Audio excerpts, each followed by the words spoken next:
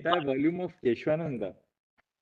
Well, not, I can say for on my behalf, not me. Anyway, in a lighter vein, we have put the entire volume of Keshwananda and everything associated on the web page now. Because yesterday marked the Yesterday, a lot of it, that by itself was a historical So event. they didn't have to include it for justice for all of us. Who included the Keshwananda volume? Lord, I'm not very certain, but Anyway, so please take mark what Justice Bhatt has said, because you don't have to include this kind of thing for It us. is impossible even if we create folders that the registry has Dr. created. Goswami, it appears that you have included the entirety of the Keshwananda judgment. I'm sorry, I didn't realize that, my lords. I think, Guruswamy, let's not make assumptions about ignorance, because your entire volume, a major part of it is on the issue that the courts in India have the power of judicial review. So I think this could have been stated more clearly. In And one sentence with a couple of footnotes. My and lords, then I apologize, my lords. I didn't know that these cases were uploaded. I'm very sorry. Also, what happens is, Apologize you know, to Justice Bhatt and with to so much of data, it also burdens the system which we are all operating, you see. Because unmanageable. You see, Dr. Guruswamy, your substituted written submissions run into 159 pages. One has to go over all the same things again and again. No, my lords, it's appreciate mostly that. annexures which are domestic studies. There's no repetition, my lords. Very well, but you see, this page. what we would suggest is that, you know, cut down your written submissions to the core, because otherwise. What I Very would well. suggest is, my lord, what, not for on our side, my lord, that instead of my lord, annexing judgments, if we rely upon one para, we can quote in our written submissions. So that, my lord, in one go, your lordships can read it, my lord. It might increase from 50 to 90, but it would easy. And you know, the Yes, purpose, my lord. purpose of having a common compilation is that all the judgments which were going to be cited are included in that common compilation. But surely something like Keshwan Bharati, you don't have to include in the common Yes, compilation. I apologize, my lords. Because you'll be relying upon one para, which we very can well. always I'm look so at sorry. from the, we can look at that paragraph from our law report. Yes, and in any case, the Mr. relevant Lord, will extracts clarify are one there. point. I'm not Lord. sure why it's. Lord, what should I clarify? Because some courts want the whole judgment to be included. Well, what we do in Madras, at least put the title page and that relevant paragraph. Yes. And also permission to highlight the passage. Also, Mr. Datar, if the judgment is 30, 40, 50 pages, it doesn't matter. Because then it really doesn't burden the, because sometimes you want to read around, you want to read that. Volumes, my lord. No, my lord, Suppose, what happens, something suppose the like fact suppose of place Puttu Swami, my lord, it's my in. lord, my lord, may I just cut this short because we are so time bound that All right, let's get, anyway. just we'll first be make burdened point. with your lordship. Only one word, my lord, if your lordship doesn't. yes, one of the Protocol has to be one of set on this up. side. On ours. But I'm we appearing just- on this side. One word, my lord. Yes. Protocol for allocation of time, all this has to be set down now. That's very important. My lord, this is a very good beginning, but let it be done properly. All right. We'll make some suggestions. All right. But let's not waste. Ms. Going Gulshan by now. this, my lord, I think we may start tomorrow, my lord. That's, They will take the whole of the day, I think. therefore, my lord. We've that's- sort of kept it till 4:05 just to make sure you start. Yes, Ms. Luthra. So, my lord, just Why don't you formulate and tell us basically what are the 3 or 4 points that you will be covering, so that I think then we'll have a good picture of how much we have to. So, my lord, I've given a short written 3-page note on my submissions yesterday, along with the South African judgment. So basically, what I'm going to, my lord, address your lordship is with regard to the Foreign Marriage Act, which has only been referred to by Dr. Singhvi in with regard to notice. But it's an important secular act, so I want to refer to that. So I want to first refer to the 23rd Law Commission. Clarify, your written submissions remain the same that was part of compilation 1? Yes. At Yes. page 556 PD. That's right. The 3-page written right. submissions, basically. Yes, my lord, the detailed submissions are on page 556, and the 3-page submission was given separately along with one judgment of the Constitutional Court of South Africa yesterday.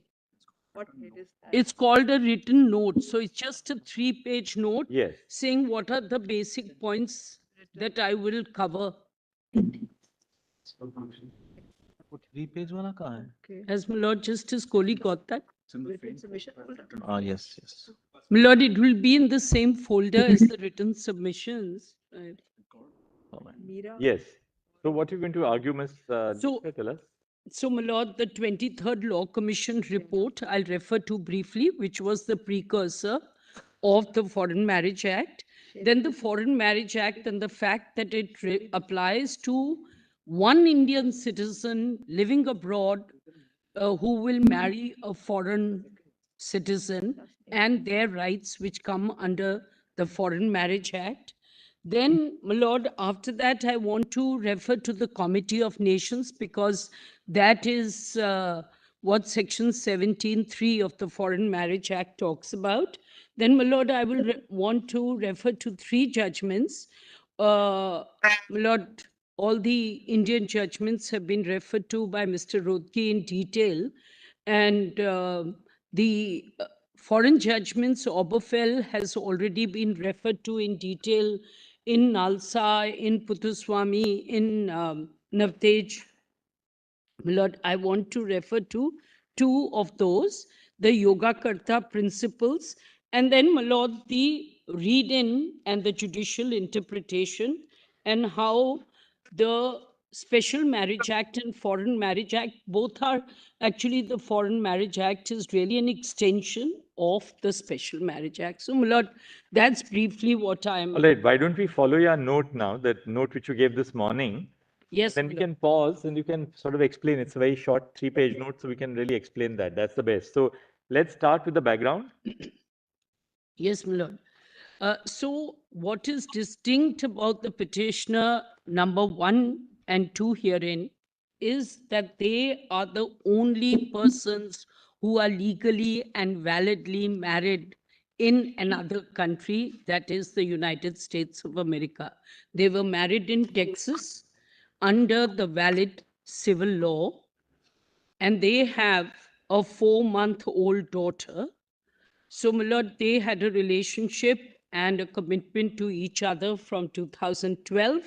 They finally got married in 2017. So, they've had a 6-year marriage. And, my lord, it is grossly unjust that they are free and equal in other parts of the world, in the free democracies.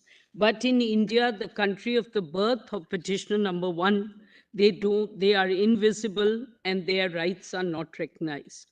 My lord, concomitant with that, I want to bring out the fact that during COVID time, visas were granted to spouses of Indian citizens. But not being recognized, this person did not get, petitioner 2 did not get a visa. So while they are a family, while they are married couple in the US, they could not come to India during COVID times, otherwise they would have been eligible. So insofar as their marriage is concerned, it is neither recognized nor visible in India. What they had sought to do was get their marriage registered under the Foreign Marriage Act, and marriages can be solemnized and registered under the Foreign Marriage Act. May I take immediately the court to the 23rd Law Commission report, which is on PDF file. You have filed it, we need not read it. You can just go through your submission on that. So, my lord, the 23rd Law Commission report was a takeoff from the Special Marriage Act, which provided under 4E that two persons who were citizens of India living abroad, because my citizenship goes along with me wherever I may travel.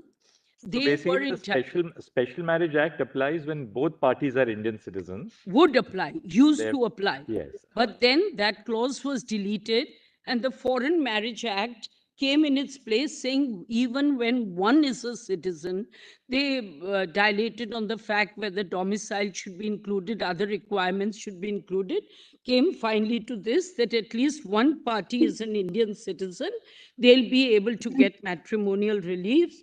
And it's an enabling provision. You can have a mode of marriage under the Foreign Marriage Act, secular act like the Special Marriage Act, and that's why we want that it has to be interpreted in a manner which would So the Foreign Marriage Act now stipulates that where at least one of the parties is an Indian citizen. That's right.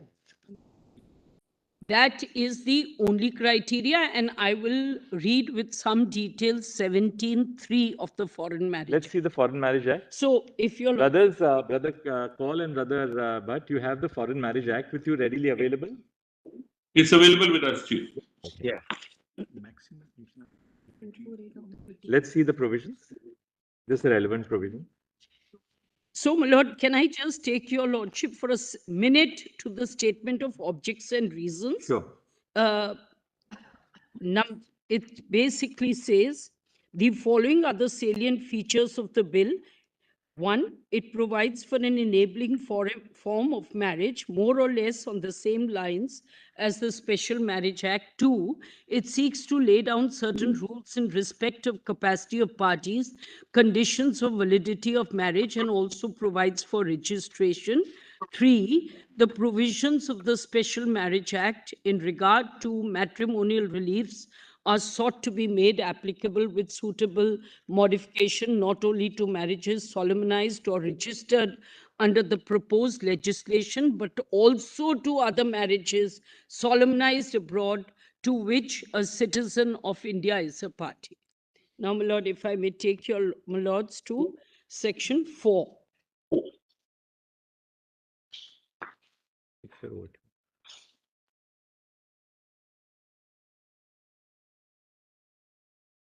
Yes. A marriage between parties, one of whom at least is a citizen of India, may be solemnized under this act by or before a marriage in a foreign country if at the time of the marriage the following conditions are fulfilled, namely, and it says the conditions which are there under the Special Marriage Act.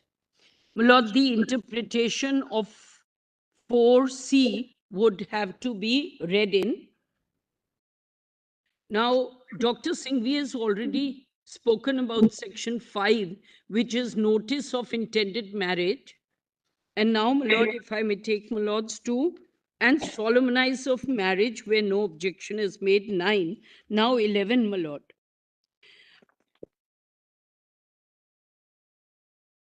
Marriage not to be in contravention of local laws. The marriage officer may, for reason to be recorded in writing, refuse to solemnize a marriage under this act if the intended marriage is prohibited by any law in force in the foreign country where it is to be solemnized. Now, clearly, we are the only couple, as I said, who are the petitioners before this court, who are validly married according to local laws. And what a travesty it is of fairness, my lord, where we in a country which believes in the rule of law, which has a very robust system of fundamental rights, where this is the country of my citizenship and I'm being denied these rights. My lord, 17, my lord. Registration of foreign marriages. And these can be, so there can be solemnization under the act and there can be registration under the act. 17 is talking about registration under the act paramateria to the Special Marriage Act. A marriage officer is satisfied that a marriage has been duly solemnized in a foreign country in accordance with the law of that country between parties of whom one at least was a citizen of India. A party to the marriage informs the marriage officer in writing that he or she desires the marriage to be registered under this section. Now, my lord, we went to Washington to the marriage officer and we got no answer. Then we wrote an email and we were told, since you are a same-sex couple, therefore we are not registering your marriage. That's in my writ petition, which is 501.15. I'm not going to read it out. Then, my lord, 17.2. No marriage shall be registered under this section unless at the time of registration it satisfies the conditions mentioned in 4. Now, my lord, comes the relevant part. The only ground on which they can refuse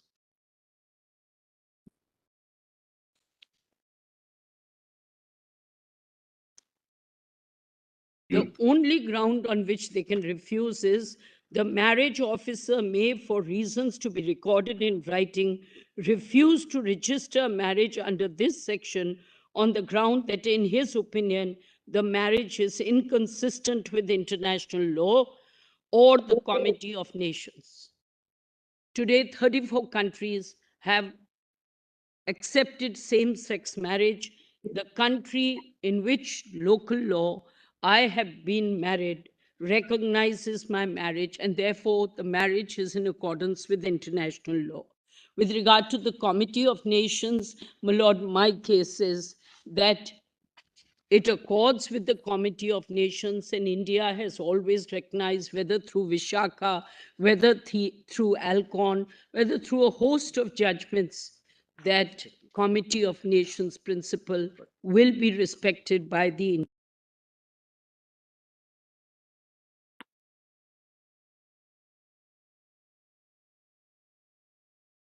There are no conditions for marriage set out in this.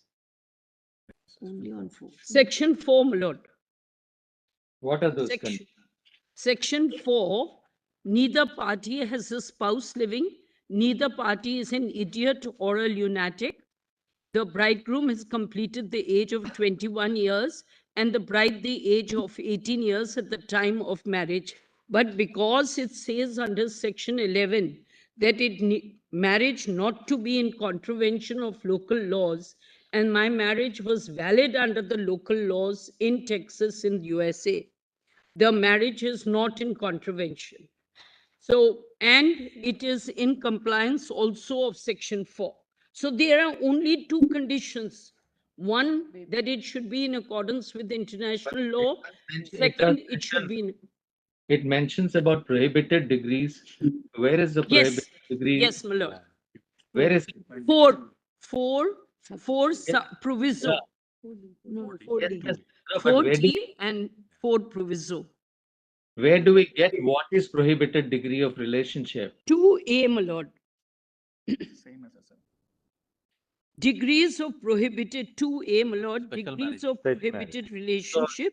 Basically, the FPA has been imported. Yes. my lord. And the proviso makes an exception of 4D. Similar to SMA, my lord. Now just 27 and then. Proviso to section 4, which says that if personal law or custom governing at least one of the parties permits of a marriage between them. That's, So the personal law comes in here, right? If the personal law permits, and this is not special marriage.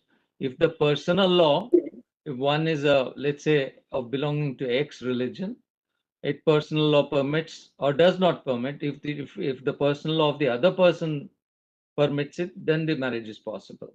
No, notwithstanding that they are in a prohibited degree of relationship. So that is an exception to the personal. So that Chief Justice, that is also subject to custom, isn't it? For Right, right.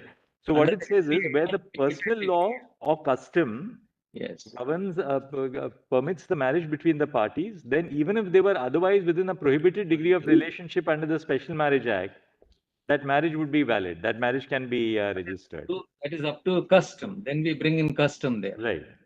Personal law or custom, both.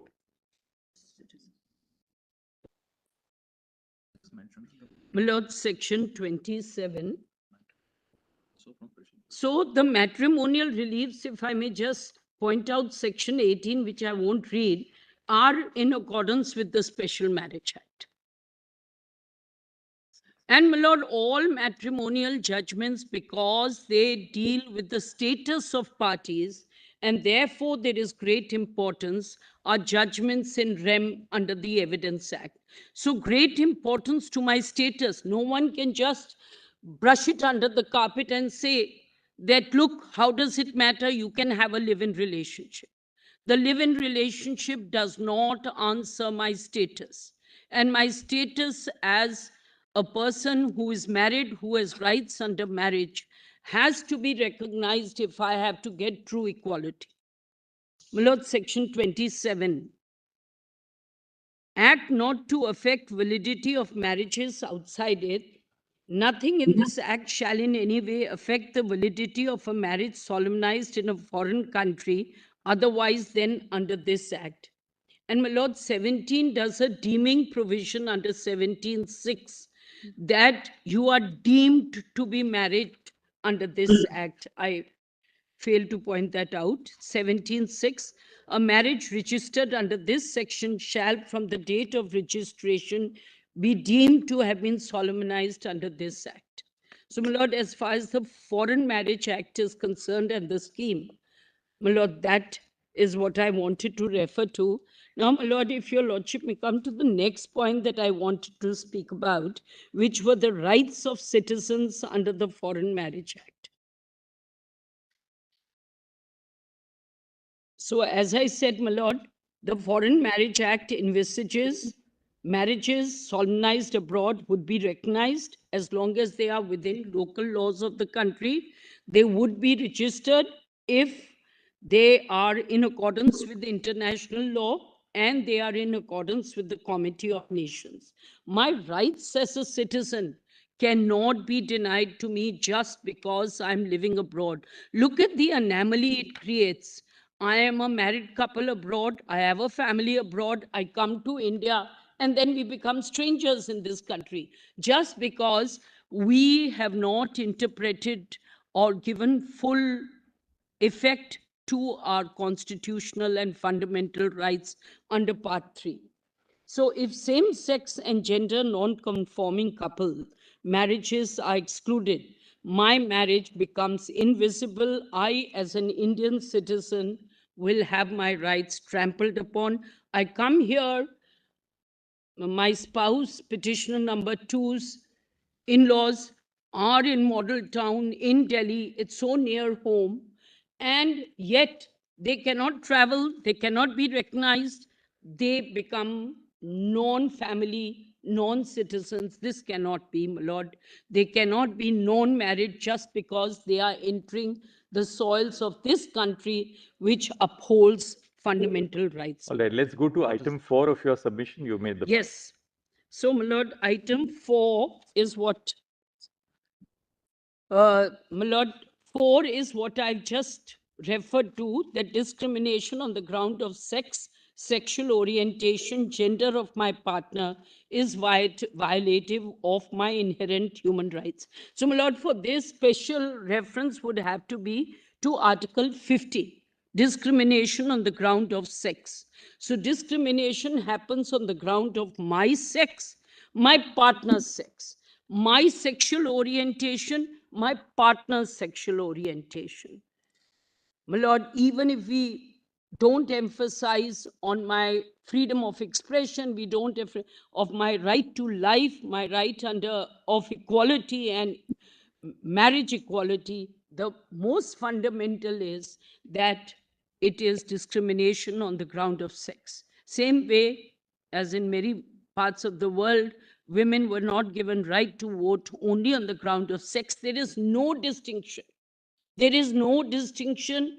Sex and gender, sexual orientation, and your lordships have held that. My lord, may I just come to number 5, point number 5, my lord. I should. My lord, the concept of marriage and family, my lord, I want to re-emphasize, which I'm sure is there, that marriage is the oldest social institution. So while man is an individual, he has autonomy, he also is a social being. COVID times have shown that demonstrably how difficult we found to be living alone and in an island.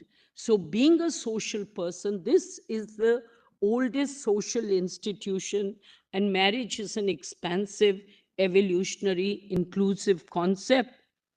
At one time, interracial marriages were not recognized in the US. In India, intercaste marriages were not recognized. So on, marriage has never been a static concept. It's a evolving concept. The moment that we have recognized that those of the LGBT plus community have rights, they may be a minority, but the majority cannot decide the rights of a minority. And my lord, when I say this, I just want to quote John Stuart Mill, which I did in the beginning of my note, if I may just say that, resound that with the quote: if all mankind minus one were of one opinion, and only one person or were of the contrary opinion, mankind would be no more justified in silencing that one person than he, if he had the power, would he be justified in silencing mankind. The tendency of society is normally to impose, by other means than civil penalties, its own ideas, practices as a rule of conduct on those who dissent from them, to fetter the development and, if possible, prevent the formation of any individuality not in harmony with its ways, and compel all characters to fashion themselves upon the model of its own. May I now turn back to the note, my lord, numbers at point 6. 6. So, my lord, this is dealing with the Committee of Nations. When I read out section 17.3, I referred to this. May I just refer to Black's Law Dictionary, my lord? Committee in the legal sense is neither a matter of absolute obligation on the one hand, nor of mere courtesy and goodwill upon the other, but it is the recognition which one nation allows within its territory to the legislative, executive, or judicial acts of another nation, having due regard both to international duty and convenience, and the rights of its own citizens or of persons who are under the protection of its laws. My lord, the Yogyakarta principles have already been referred to.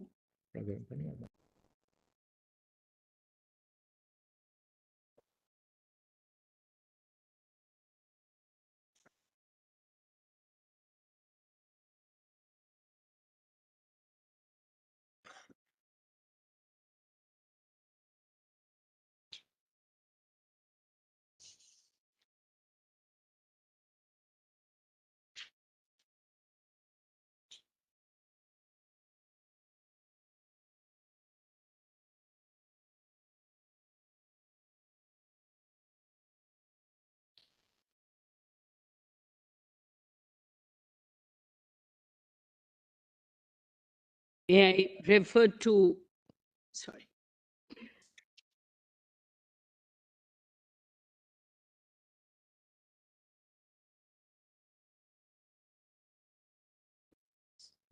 So, my lord, the Yogyakarta principles have been referred to in Tej Singh Johar as well in his Nalsa.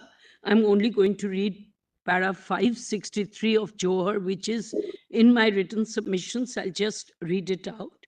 However, the overwhelming weight of international opinion and the dramatic increase in the pace of recognition of fundamental rights for same-sex couples reflects a growing consensus towards sexual orientation equality. We feel inclined to concur with the accumulated wisdom reflected in these judgments, not to determine the meaning of the guarantees contained within the Indian Constitution, but to provide a sound and appreciable confirmation of our conclusion about these guarantees. My lord, may I start to the judgments, which are my point number 7, because.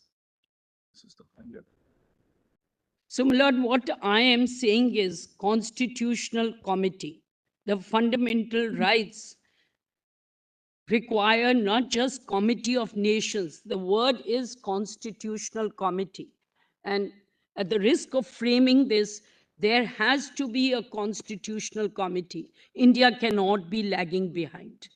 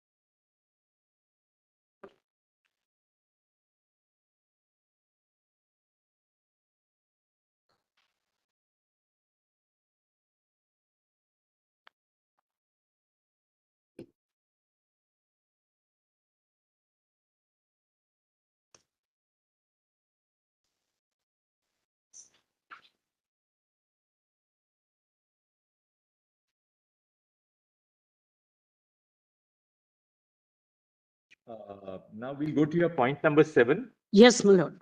So, my lord, basically what I'm saying is 12 out of the G20 countries, including the European Union, have permitted same-sex and marriages, and about 34 countries of the world. But virtually every democratic, progressive country of the world has recognized same-sex marriages. We cannot be behind, even if it's one person, even if it's one minority. We cannot deny them their rights. And my lord, these rights, Yes. my lord, these rights include their rights of visas, of passports, of right to live in India, because they can't be made to shunt in and out as tourists. Rights of inheritance. Sorry.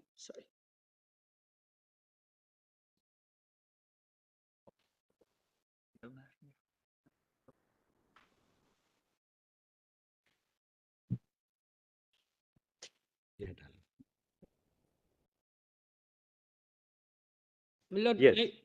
sorry. My lord, my rights of adoption, my rights to have children, whatever means permissible under law, my rights for insurance, my rights, every right flows actually out of this old institution, which is recognized and has been revered in our country.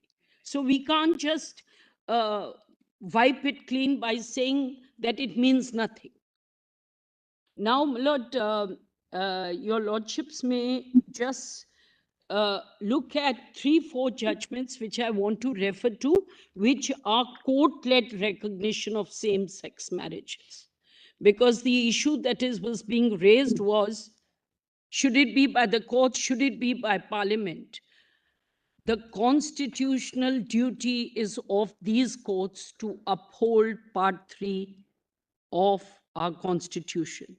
And therefore, that interpretation has to be placed, which will bring this in. My lord, Oberfell and Forey have been read in part, and they are in the compilation. I may just take your lordship to the Austrian judgment, which is the Constitutional Court of Austria. It's page 1080 of the PDF file, volume 4 of the PDF file.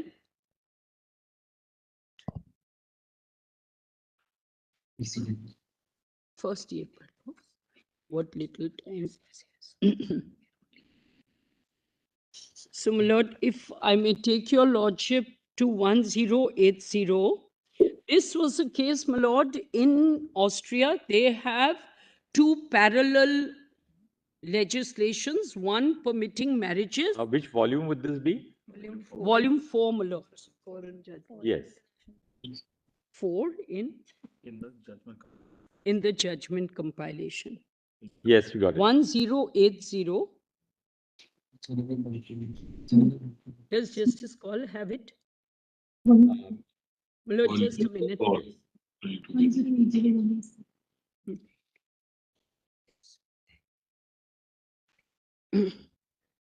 What are you reading? The part of the judgment or the articles? Judgment. My lord, just the judgments, Austrian, and then one South African judgment of 1999. Okay, you read it. I'm listening. They'll take it out in the meantime. Yes. My lord, just the prefix to the judgment, the facts. According to the applicable law, legislators had separated marriage between heterosexual couples and registered partnerships between same-sex couples, and had provided for different institutions for their relationships to be recognized by the state. So there were 2 exactly similar with all the same rights, except that there were 2 parallel institutions. One is a same-sex partnership and the other is a marriage. Now, my lord, if I may take, my lord, to PDF page. I think it's 1090, but it's 2.4. 1090. Lord, having given the background, 2.4. 2.41090. This distinction between two legal institutions can no longer be upheld today without discriminating against same-sex couples with regard to their sexual orientation, due to the fact that, according to applicable law, legislators have separated marriage and registered partnerships as a consequence opposite sex and same-sex couples by providing for different institutions for their relationships to be recognized by the state, and even if the provisions governing these institutions have essentially the same legal consequences, it can be seen in a wide range of relationship arrangements that although registered partnership and marriages are comparable in terms of legal relations and legal consequences, those institutions still cover relationships that are basically unequal. Then 2.5. So, Ms. Luthra, Yes, there was a separate body of law which permitted these civil relationships to be, registered. So That's right. first there was a body of law like in England. In England also there were civil partnerships from 2004. Now this is that kind of a situation where there is an pre-existing statutory platform. Now what is not very clear is, when was this law enacted? Was it in 2009 or even earlier? Because it does refer to personal law, section 8, etc. Yes, my lord. And I believe it was much earlier. I'll just answer your lordship No. on that. Please turn to page 2, para 2, My lord, 4. at para 2, at page 1087 of the PDF. Para 2.1 actually says that same-sex couples can enter into a registered partnership pursuant to the Registered Partnership Act. That's right. I just want to draw the attention of the court to the excerpt of the Federal Act on the Registered Partnership Federal Law Gazette 2009. So this law was enacted apparently in 2009 and later amended in 2015. That is para 2. Point 1, yeah. That's right. That's right, my lord. Now My please, lord, proceed. grateful, my lord. My lord, 2.6, I'm skipping 2.5 because of paucity of time. And so, my lord, 2.6, the distinction in the law between opposite sex and same-sex relationship as two different legal institutions thus violates the principle of equality, which forbids any discrimination of individual on the ground of personal characteristics such as their sexual orientation. So even the requirement to disclose that you will come under partnerships, even though you get the same gamut of rights, was itself considered to be discriminatory. My lord, going on 3.2. But The fact- so, Ms. Yeah. Luthra, even on issues such as adoption and medically assisted procreation, there are specific legislations in Austria. So, if you look at the bottom of page 1081, they say that recent developments in law allowed in particular joint parenthood also of same-sex couples. See in particular sections 191 and 197 of the General Civil Code, and use permitted forms of medically assisted procreation on an equal footing, namely Reproductive Medicine Act, Federal Law Gazette, 1992 as amended. Yes, my lord. In the next page. This is like two systems of law. See, this is let us understand the background. This is a civil law country where, keeping aside the considerations of personal law emanating from different parties' religions, we don't know how much of plurality exists in that society. Keeping aside that, this is more of an issue of classification, where they say that you cannot really treat them as separate classes. Now we are at a more fundamental stage. We have not legislated. So you want us to get into the second phase and say there is no classification. Yes, there is actually no classification as of now. Marriage is what? And basically what I'm asking is that even that was invidious of the equality interpretation. The fact that they had all the bundle of rights, whereas I have no right. I have no right. I want recognition of my marriage as an incident of 14, 15, 19, and 21. So the fact is, yes, we may be jump starting, but we are too late in the day. We have to come to that stage. We are already too late. India can't be lagging behind so much. Our jurisprudence is being seen all over the world. But here we are lagging behind the others. And we cannot deny our minorities, my lord. So your lordship is right that there were already two parallel institutions. But see how far they go, that even parallel institutions can't go. So in this case, what I'm saying is, I'm only asking there should be one institution. That's marriage. And I want that right. Our citizens' rights are no less. And my lord, what the court finally interpreted was, we are leaving both and let either side enter into either, so that even same-sex people can get into marriage, even heterosexuals can get into registered partnership. That's what the conclusion of the court was, which is so beautiful. Just see para 2.6. That's what you are really arguing. That's right, my lord. That's right. That's right. She's already asked less than any right we have. That's the point, I think. Is this the right? The stage guaranteed this to us. And my lord, Navtej had actually started the footprints, and we have to now give effect to it. We cannot be left halfway. We cannot be left with our rights being In incoherent. Austria, it appears that there were two different legal institutions created by law. Marriage for opposite sex heterosexual couples and a registered partnership for same-sex couples. So they said that this restriction, namely a registered partnership for same-sex couples, this is discriminatory. That seems to be the drift at page. The walls, if I may say that, the wall separating the two was brought down. Yeah. Both kinds of both kind of relationships could go for either kind of relationship. Both type of couples, same sex and heterosexual couples, could go either for marriage or for civil relationships. Yes, my lord. Yes, my lord. Now see the result. The relief which they grant gives us an idea of what was really the issue. Yes, The my lord. phrase of different sex in section 44 of the General Civil Code and the phrases of same-sex couples and of same sex in the Registered Partnership Act are therefore repealed as unconstitutional for violating the principle of equality. That's right, my lord.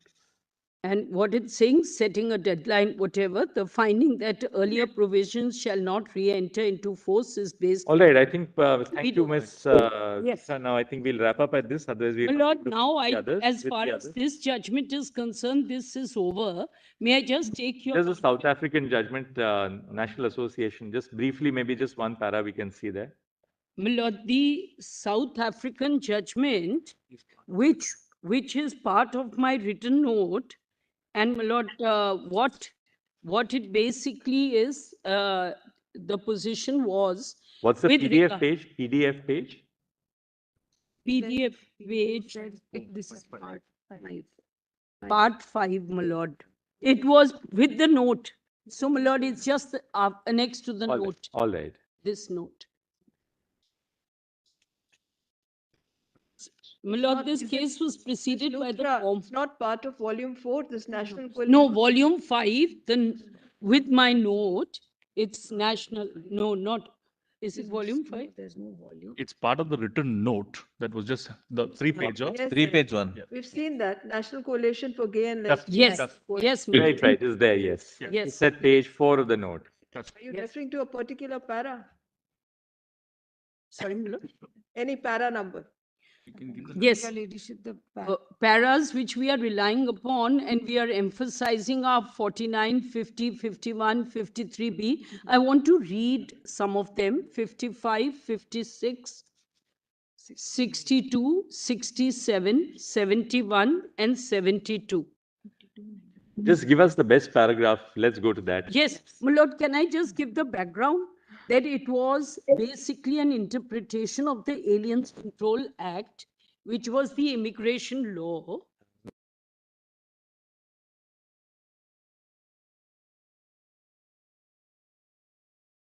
Okay.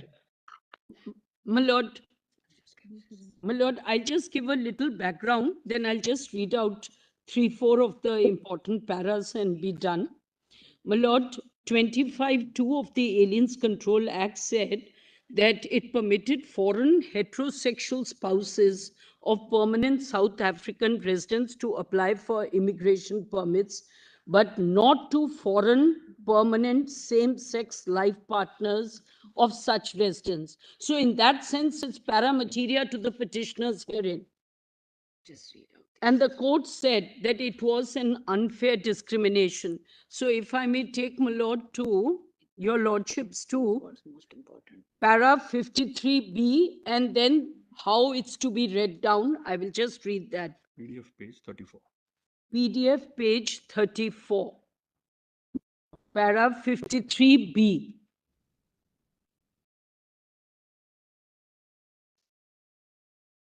Just shorten. The subsection is, have your lordships got it? Yes. Yes.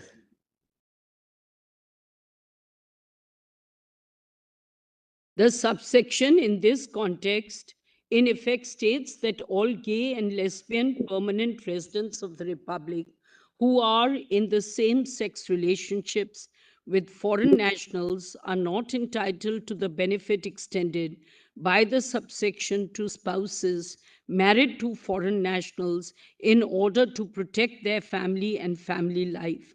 That is so stated, notwithstanding that the family and family life which gays and lesbians are capable of establishing with their foreign national same-sex partners are all significant aspects indistinguishable from those of spouses, and in human terms as important to gay and lesbian same-sex partners as they are to spouses.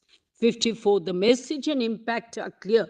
Section 10 of the Constitution recognizes and guarantees that everyone has inherent dignity and the right to have their dignity respected and protected.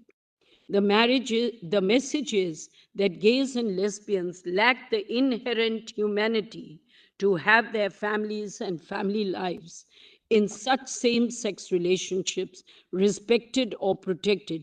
It serves in addition to perpetuate and reinforce existing prejudices and stereotypes. The impact constitutes a crass, blunt, cruel, and serious invasion of their dignity. The discrimination based on sexual orientation is severe because no concern, let alone anything approaching equal concern, is shown for particular sexual orientation of gays and lesbians. Then, my lords, I just think I should just go to the manner in which it has been read in. The appropriate remedy, page 36, para 62 of the PDF. What is the appropriate remedy, my lord? It's under appropriate remedy. My lords have it. Yes. 62. As far as the declaration of invalidity is concerned, the High Court considered that 3 options were open to it. The first was to remedy the constitutional invalidity of 25(5) by introducing reading in words into the section in such a way that its provisions also applied to persons in same-sex life partnerships.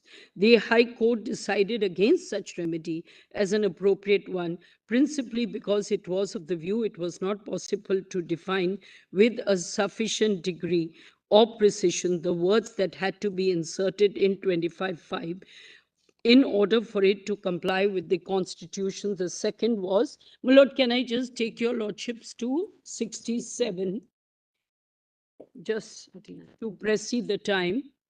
And I'll just point out the paras that I'm emphasizing at the end of the 39 of PDF.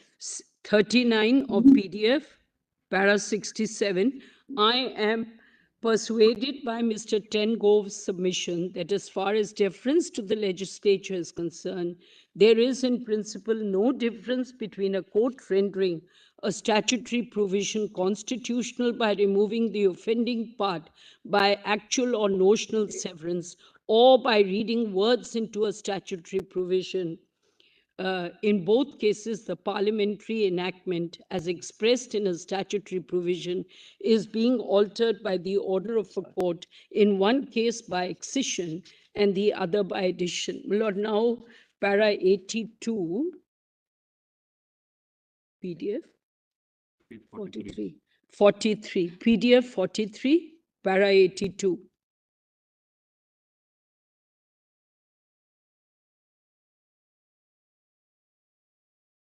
An appropriate remedy in the present case must vindicate the rights of permanent same-sex life partners to establish a family unit that, while retaining the characteristic features derived from its same-sex nature, receives the same protection and enjoys the same concern from the law and from society generally as do marriages recognized by law.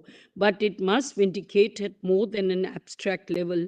It must operate to eradicate these stereotypes. Our constitutional commitment to non-discrimination and equal protection demands this. Now, my Lord, just after reading that, the most effective way of achieving this in the present case is by a suitable reading in, if this is reasonably possible. So, my Lord, as far as this judgment is concerned, may I just re-emphasize the paras, because I couldn't read all of them since I have to keep to some time limit. Paras 49 to 51, 53 to 57, 64, 66, 67, 73, 82.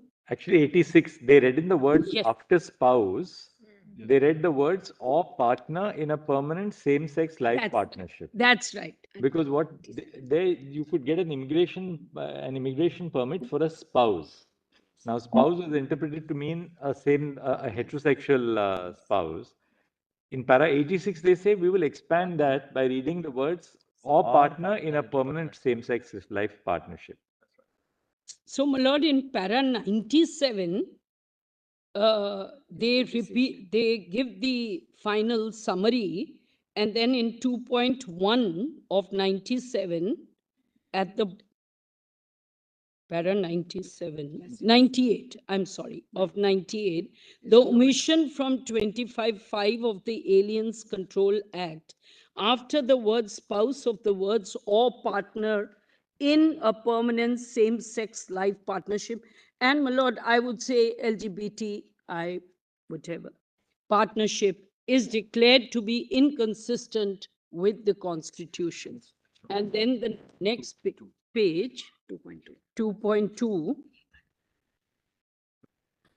2.2, section 25.5 of the Aliens Control Act, to be read as though the following words appear therein after the word spouse or partner in a permanent Right, I think, Ms. same-sex. Luthra, we've seen it. Thank you, Ms. Luthra. Yes, Thank you my so much. My lord, if I may just end with E.D. Windsor, who was fighting for marriage rights for same-sex couples, and who said, there's a quote at the bottom, marriage is a magic word and it is magic throughout the world. It has to do with our dignity as human beings to be who we are openly. Thank you, Ms. Luthra. Lord, I'm grateful, my lords. Lord, I have also talked about workability in my note, as well as the interpretation of the various sections Yes. in point number 8, and how it has to be read in. We've already read in Harsova, we've read it in Gita Hariharan, All we've right, read yes. it in Thank you. various Thanks, traditions. Ms. Luthra. My Lord, I'm grateful, my Lord. Yes, Mr. Grover. I'm grateful, my Lord. Thank you very much. And my Lord, grateful to my Lord Justice Bhatt and Justice Kaul, my Lord, for Lord, I'm going to be on a slightly different track. Lord, I want your lordships to comment to your lordships a slightly different argument borrowed from the US jurisprudence. And that, my lord, is on intimate association. That's one. On the, Intimate association. yes, My lord, I am representing two Intimate petitions, my lord, two petitions. One is under the Foreign Marriage Act, my lord, where the couple of Indian origin, one of them a citizen, they got married in the US, marriage is valid there, and they actually first came to India, both of them are Hindus, and they tried to register their marriage here. They could not. Then they went to the US, back to the US where they stay. And they actually went to the embassy. They filled all the forms. That was not registered. In fact, they were not treated very well. That is an issue. I don't want to get into that. The second petition is interfaith, Christian and Hindu. And obviously under the Special Marriage Act. I'm not going to repeat anything that Ms. Luthra said. I'll directly go on to an argument which has not been invoked earlier, Milan, and that is the argument of what is known as intimate association in the US, based on the 14th Amendment, 19th, and the First Amendment. And it would be embraced in Article 19(1)(c). The idea is that you can form associations from, say, cooperative societies to trade unions, which are larger groups, and intimate associations of a romantic or a marital nature. And that is a fundamental right in the US, considered to be a fundamental right in the US, coupled with free speech. Because in a larger association, you will actually have that group which will be protected by the right to associate together with privacy, say, of their names, and also to express freely. That's the point. Now, so there are three issues, three concepts into one, but it is encapsulated in our constitution under Article 19(1)(c), A. And obviously, it will be subject to the reasonable restrictions in as far as C is concerned in 19(4) or 19(2). Now, this actually arose. I don't want to get into, in my note, which is a written submissions, I've given the history of it, but I'll just go into a couple of judgments, my lord, which your lordships are otherwise familiar with. Griswold versus Connecticut, my lord, is one judgment where the lordships in the Supreme Court, Justice Douglas's judgment, and he's written in the Columbia Law Review a paper on that. This is part of your note? Yes, article on that. Okay. It's a well-known Is Columbia it the- Law Review, my lord. Yes, it is. Mr. Grover, is it the second written note you filed two? Can you? The first one or the second one? additional one, Second one, additional. A to L, A to L. Wait, ma'am. Lord, the PDF page 1269, volume 4. I'll just read that paragraph because this is an important paragraph. If I may read that. It's running into 121 pages, your additional note, Mr. I can't hear. It's running into 121 pages. It can't. So that's no, I'm on the original volume 4, PDF 1269. I mean, there are so many volumes now, I've lost track of. Precedents volume. Yes, I've got that. Thank Yes, you. my lord, Justice Bhatt is right. Volume 4, page 121. 1269 is the last paragraph of Justice, the majority judgment of Justice Douglas. Lordships have it. Yes. We deal with the right of privacy older than the Bill of Rights, older than our political parties, older than our school system. Marriage is a coming together for better or worse, hopefully enduring, and intimate to the degree of being sacred. Where did you get? So 129, internal page 486, One, Griswold Sanjay? versus Connecticut. 1 to Volume 4, Nine. volume 4, Yes, I got it. PDF 1269. PDF 1269. The original volume 4 compilation of judges. 1277. Huh? 1277, right? It's not 1269. Huh? at 1277.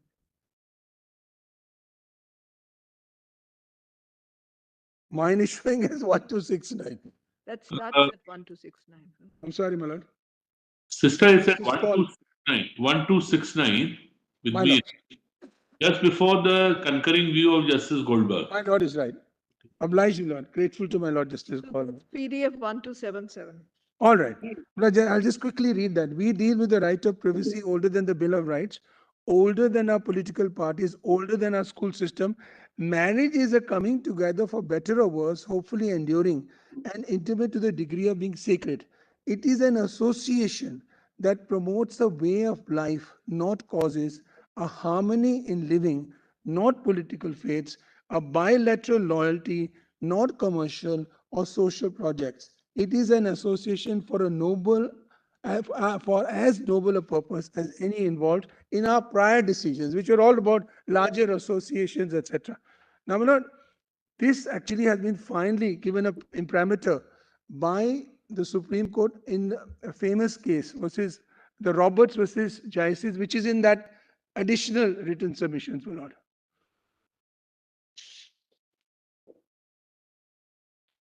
And there, my lord, I'm not reading any large passages, but immediately, if your lordships have, if the court has page 7,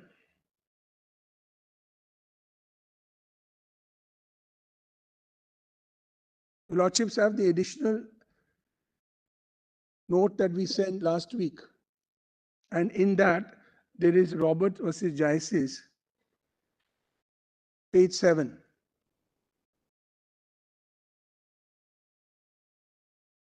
On the right-hand sides.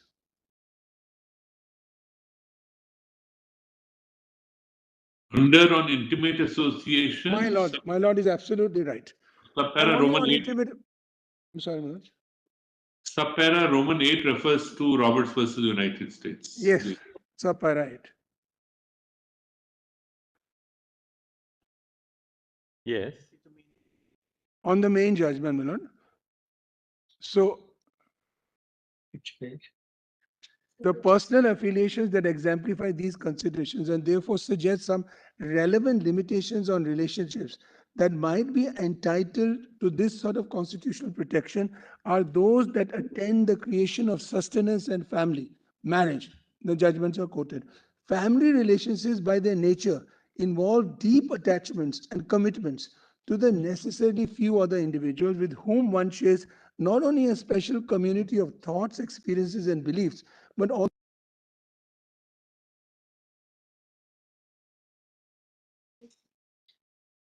Yes. and beliefs, but also distinctively personal aspects of one's life. Among other things, therefore, they are distinguished by such attributes as relative smallness, a high degree of selectivity in decisions, to begin and maintain the affiliation, and seclusion from others in critical aspects of relationship. As a general matter, only relationships of these sorts of qualities are likely to reflect the considerations that have led to an understanding of freedom of association as an intrinsic element of personal liberty. Conversely, an association lacking these qualities, such as large business enterprises, seems report from the concerns giving right to this constitutional protection. Accordingly, the Constitution undoubtedly imposes constraints on the state's power to control the selection of one's spouse that would not only apply to regulations affecting the choice of one fellow's employees. Comparison. Between the poles, of course, lies a broad range of human relationships that make greater or lesser claims to constitutional protection from particular incursions to the state by the state. Determining the limits of state authority over an individual's freedom to enter into particular associations, therefore, unavoidably entails a careful assessment of where that relationship's objective characteristics locate it on the spectrum from the most intimate to the most attenuated of personal attachments. We need not mark the potentially significant points on this terrain with any precision. We note only that factors that may be relevant include size, purpose, policy, selectivity, congeniality, and other characteristics that in a particular case may be pertinent. In this case, however, several features of the JCs clearly place the organization outside the category of relations worthy of this kind of constitution. In this case, this is association where women were sought to be excluded. Immediately next page, and I'll finish on this judgment. the first para on the left, an individual freedom to speak, to worship. So worship also is our 25, to petition the government for the redress of grievances could not be vigorously protected from interference by the state unless a correlative freedom to engage in a group effort towards these ends were also not guaranteed. According protection to collective effort on behalf of shared goals is especially important in preserving political and cultural diversity and in shielding dissident expression from suppression by the majority. Consequently, we have long understood as implicit in the right to engage in activities protected by the First Amendment, a corresponding right to associate with others in pursuit of a wide variety of political, social, economic, educational, religious, and cultural. It's very broad, my lord. So while you can have an association, you also have protection in pursuing that. In view of the various protected activities in which the diocese engages, that right is plainly implicated in the case. So, my lord, it is now set. My lord, I am commending your lordships to also, apart from privacy, autonomy, and dignity, which we have read into 21, to consider whether we can actually use this. And, my lord, one author has said this is much more protective than like a 21 privacy. There's only one more. What else, Mr. Grover? Lord, next point I want to make is in Oberfell. Sorry? Oberfell, the judgment which actually recognized same-sex marriage. I remember, this is apropos what my Lord Justice Butt said. Lord, my argument is twofold. They have taken intimate association as one of the criteria. Secondly, my Lord, it was not a case that the core of the argument, the core of the case is not in holding invalid statutes which did not allow same-sex marriage. It is in fact flowing from the 14th, 9th, and the First Amendment and saying this is the right, and therefore any restrictions have to be held to be not applicable.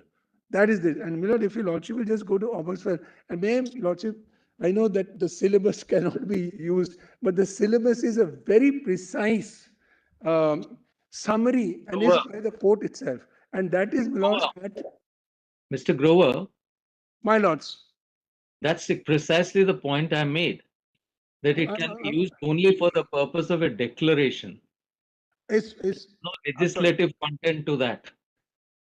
Lord, I'm sorry. I understood your lordship to mean that if there was a statute that they were invalidating, then it may not be applicable to our scenario. So if your lordship It was also because you had a large number of statutes which prohibited gay relationships or prohibited marriage.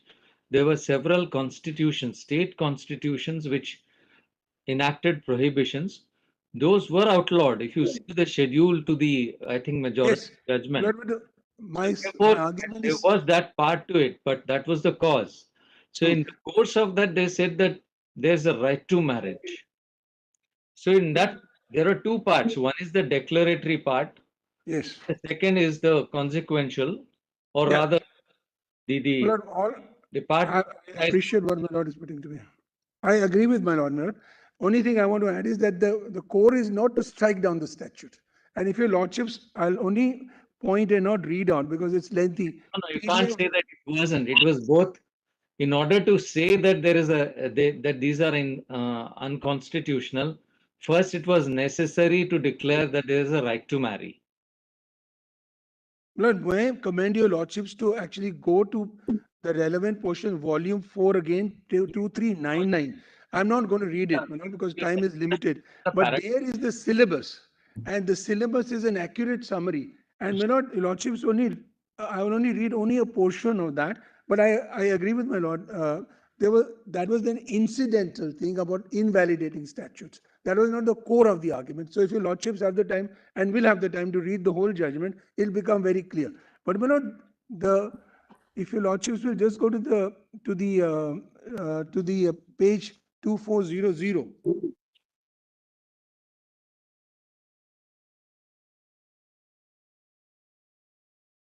Volume 4. Volume 4 itself, my lord, 2399 it starts. And it's interesting what they say, my lord, the principle. PDF 2408. 2, 3, my ladies, some error. I'm so sorry. I don't It's know. okay, you're reading the physical page. We are pointing out the PDF is 2408. My page is 2399, but my ladies' page will be slightly different, I think. 399 is Obergefell versus Hodges, what, yeah. the syllabus. Lord, Yes, we've got that syllabus. Lord, there are pages on the top right-hand corner. I'm sorry. We've got that. That's Yes. Yes. physical page. It's okay. Let's come to 2401, four principles. Four principles and traditions demonstrate the reason that marriage is fundamental under the Constitution apply equal force to same-sex couples. The first premise of the court relevant precedent is that the right to personal choice regarding marriage is inherent in the concept of individual autonomy. Then your lordships will come to the second principle. That's where I am coming in terms of intimate association. A second principle in this court's jurisprudence is the right to marry is fundamental because it supports a two-person union like any other in its importance to the committed individuals. The intimate association protected by this right was central to Griswold versus Connecticut, which held that the Constitution protects the right of married couples to use contraception and was acknowledged in Turner.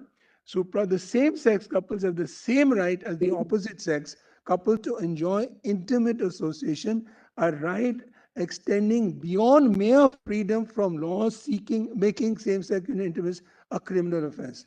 The third basis for protecting the right to marry is that the safeguards of children and families and thus draws meaning for the related rights like childbearing. Then your lordships will come down to the bottom of that page. This does not mean, as your lordships put it, you don't have to have children. This does not mean that the right to marry is less meaningful for those who do not or cannot have children. Precedent protects the right of a married couple not to procreate so that the right to marry cannot be conditioned on the capacity or the commitment. Finally, this court cases and the nation's tradition. Your lordship knows in US the traditions are very, very important. Now, my lord, so I'm commending your lordship to actually use this doctrine of intimate association. That's the point, my lord. Now, my lord, second point I want to go into is about transgender people, my lord. Now, my lord, there has been a lot of confusion about norms, the gender glossary. So I'm just giving one glossary. Just give it. We'll be sending it to your lordships, my lord. I'm very sorry that we didn't know that.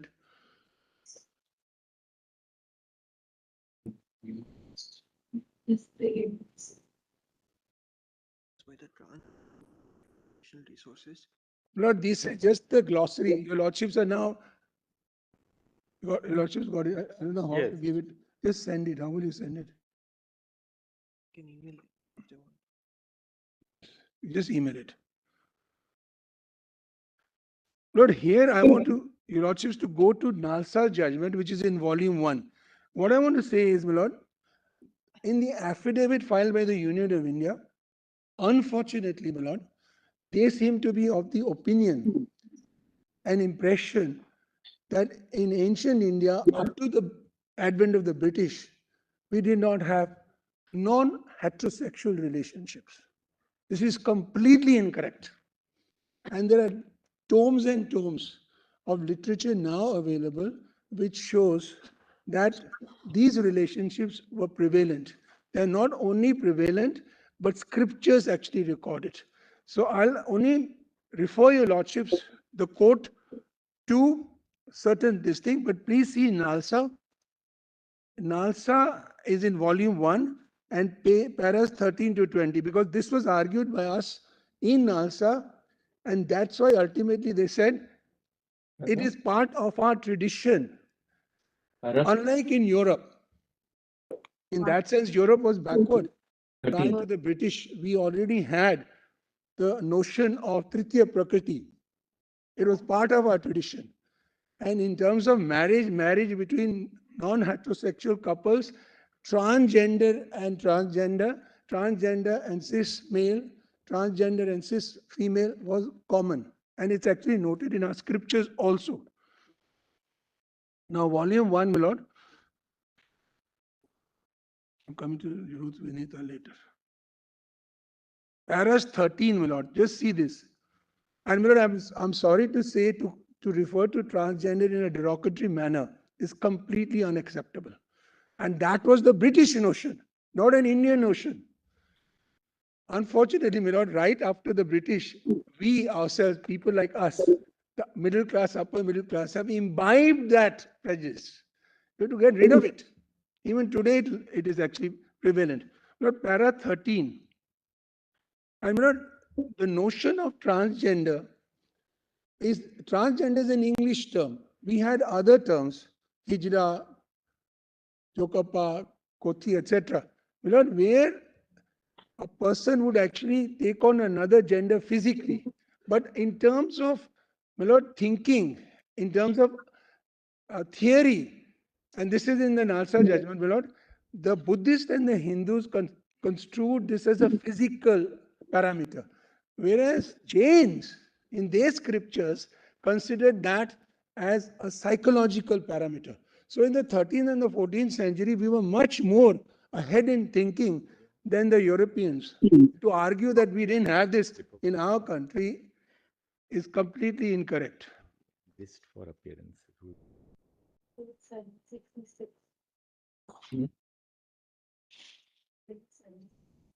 Go through that. Para 14 talks of the various diverse communities of transgenders, Hijras, eunuchs, Kotis, Aravanis, Jokapas, Shiv Shaktis.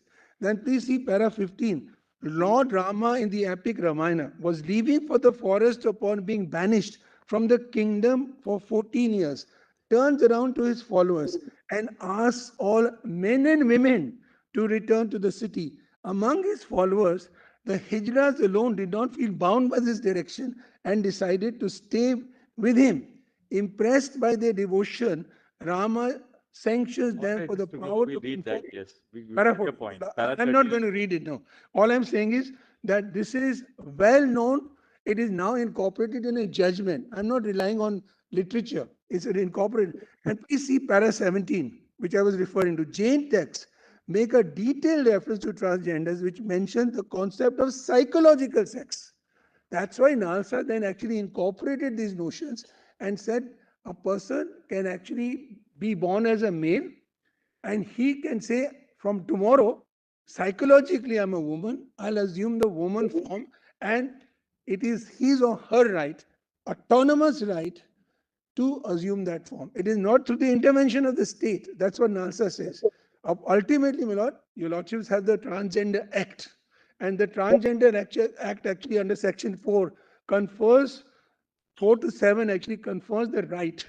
And my lord, it gives protection to those persons who are actually certified to be transgender under that act.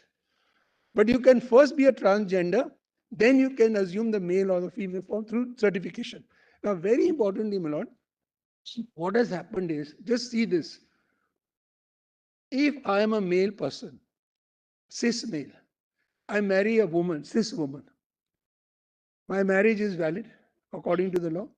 During the subsistence of the marriage, I actually assume a female gender, either through transition or otherwise.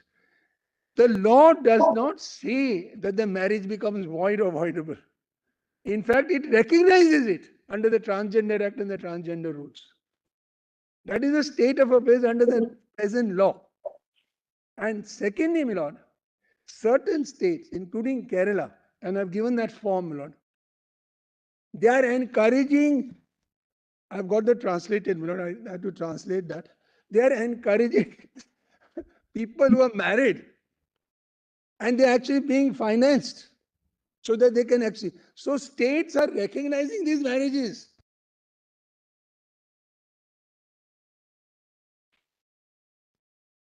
Have you read? But I don't have much time. I don't want to. I'll stick to my time. You have read and understood this? I'm sorry. You read and understood this? I'm sorry. I can't. It's in Malayalam. No, there is Malayalam and English. Translation, sir. You know, Lordship doesn't have the English one. No, you gave the. Give the English one, please. We have to translate it from an advocate practicing in this court, my lord, who understands Malayalam very well.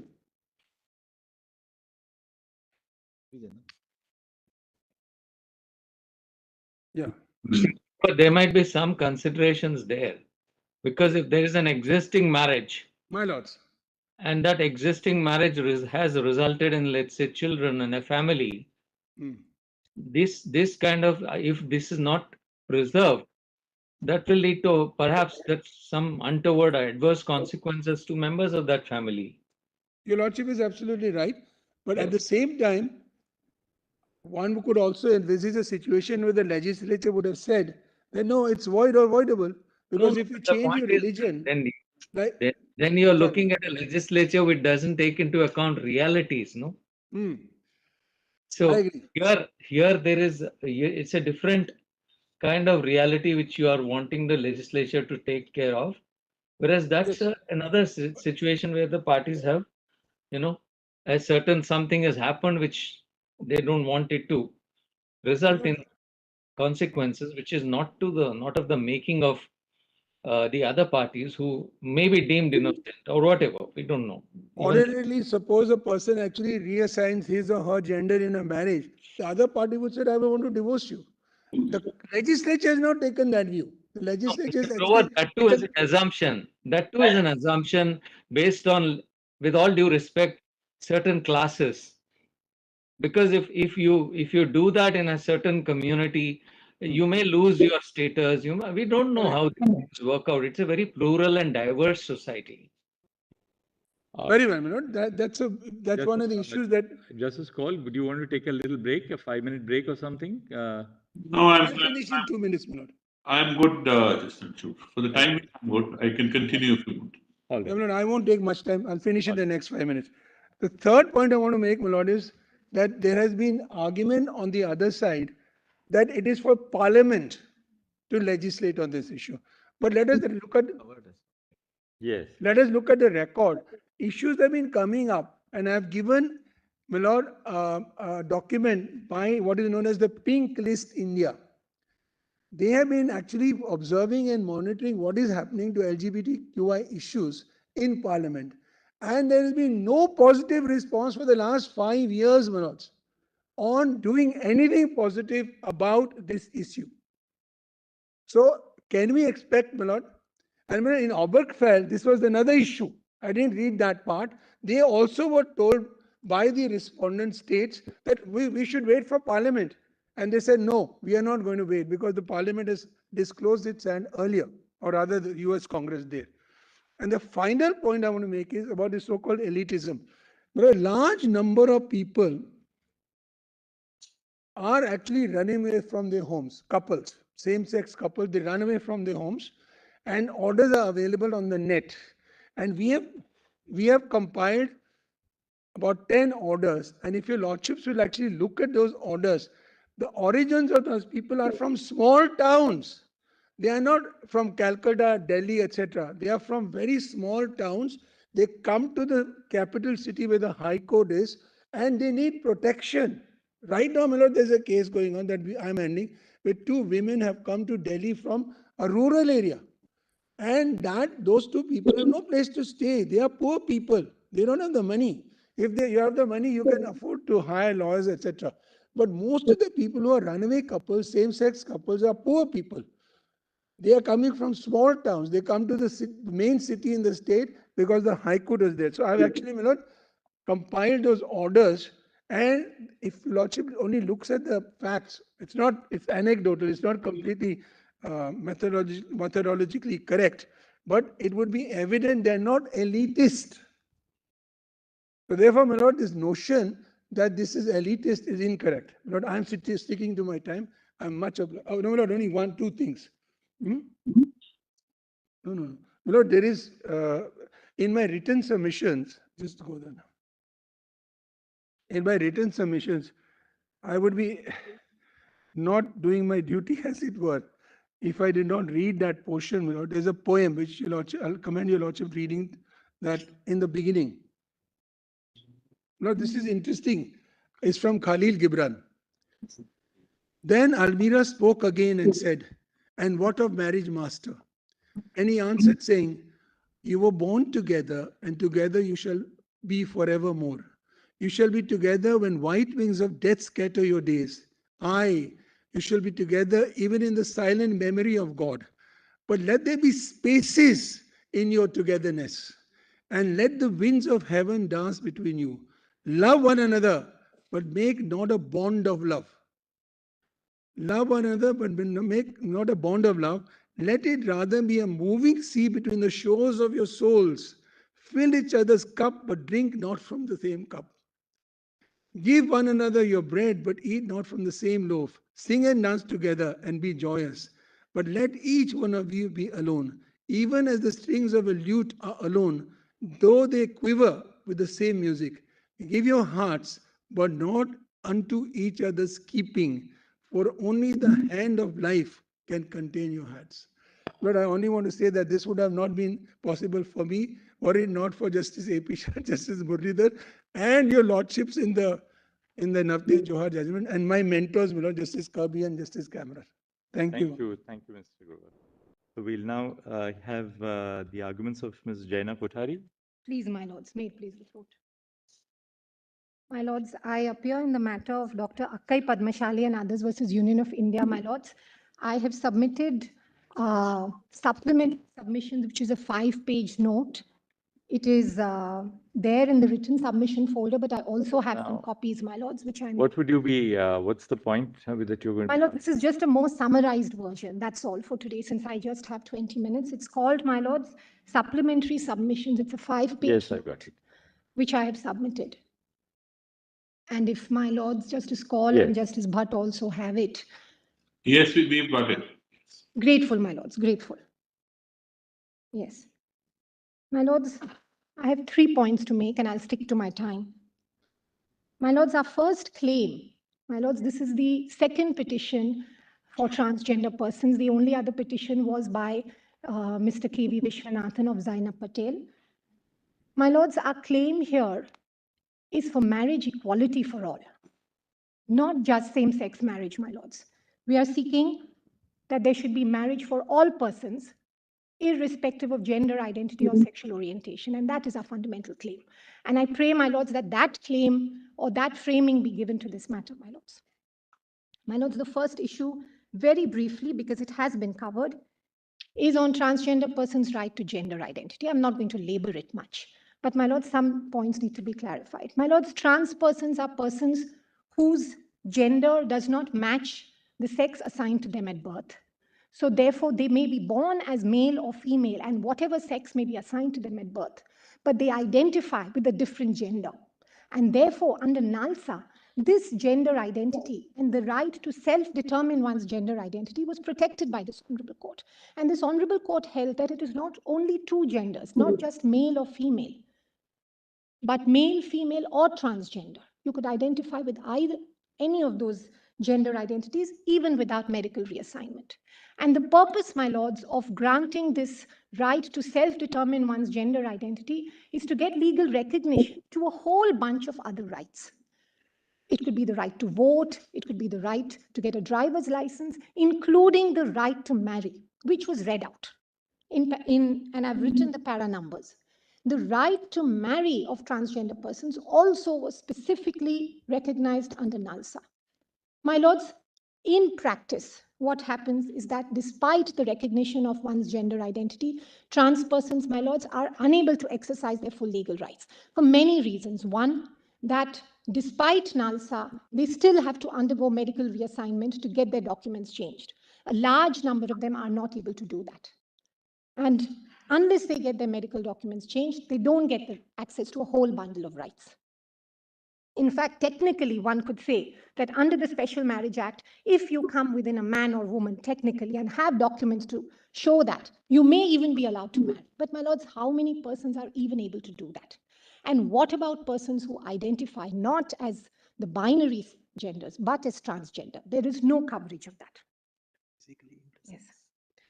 And my lords, there are intersex persons as well, and which are not covered at all. My lords, my second point is on the right to family. My lords, the right to family, that is my second main point, the right to family to be recognized under the right to life under Article 21. My lords, the petitioner, Dr. Akai Padmashali, she was born male. She faced so much violence at her parental home and family that she had no other option but to leave her home when she was about 14, 15 years old. She was on the streets without her family, begging and into sex work. That is, my lords, what a majority of transgender persons have no other option but to do when they are forced to leave their homes. And therefore, my lords, what does the right to family mean? My lords, the right to marry in this case, what we're asking for the Special Marriage Act to cover. The right to marry has been upheld in a whole variety of judgments of my lords. There's Shakti Vahini, Shafin Jahan, and all of that has been read out. But my lords, the right to marry gives rise to a family, a kind of family, which, my lords, is also a fundamental right and has to be recognized under Article 21. My lords, we can have families by blood, marriage, adoption, but marriage is one way in which we have a family, and an important way. Couples can decide to marry and not have children. Couples may decide to have children. And then their family unit is either the two spouses or with their children. And my lords, what does a family do? My lords, it goes to the core of our being. I read out, having the love, care, and support of a family is an essential ingredient for a person to live a full life.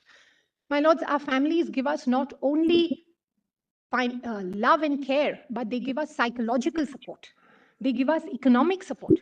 Our family is the only unit.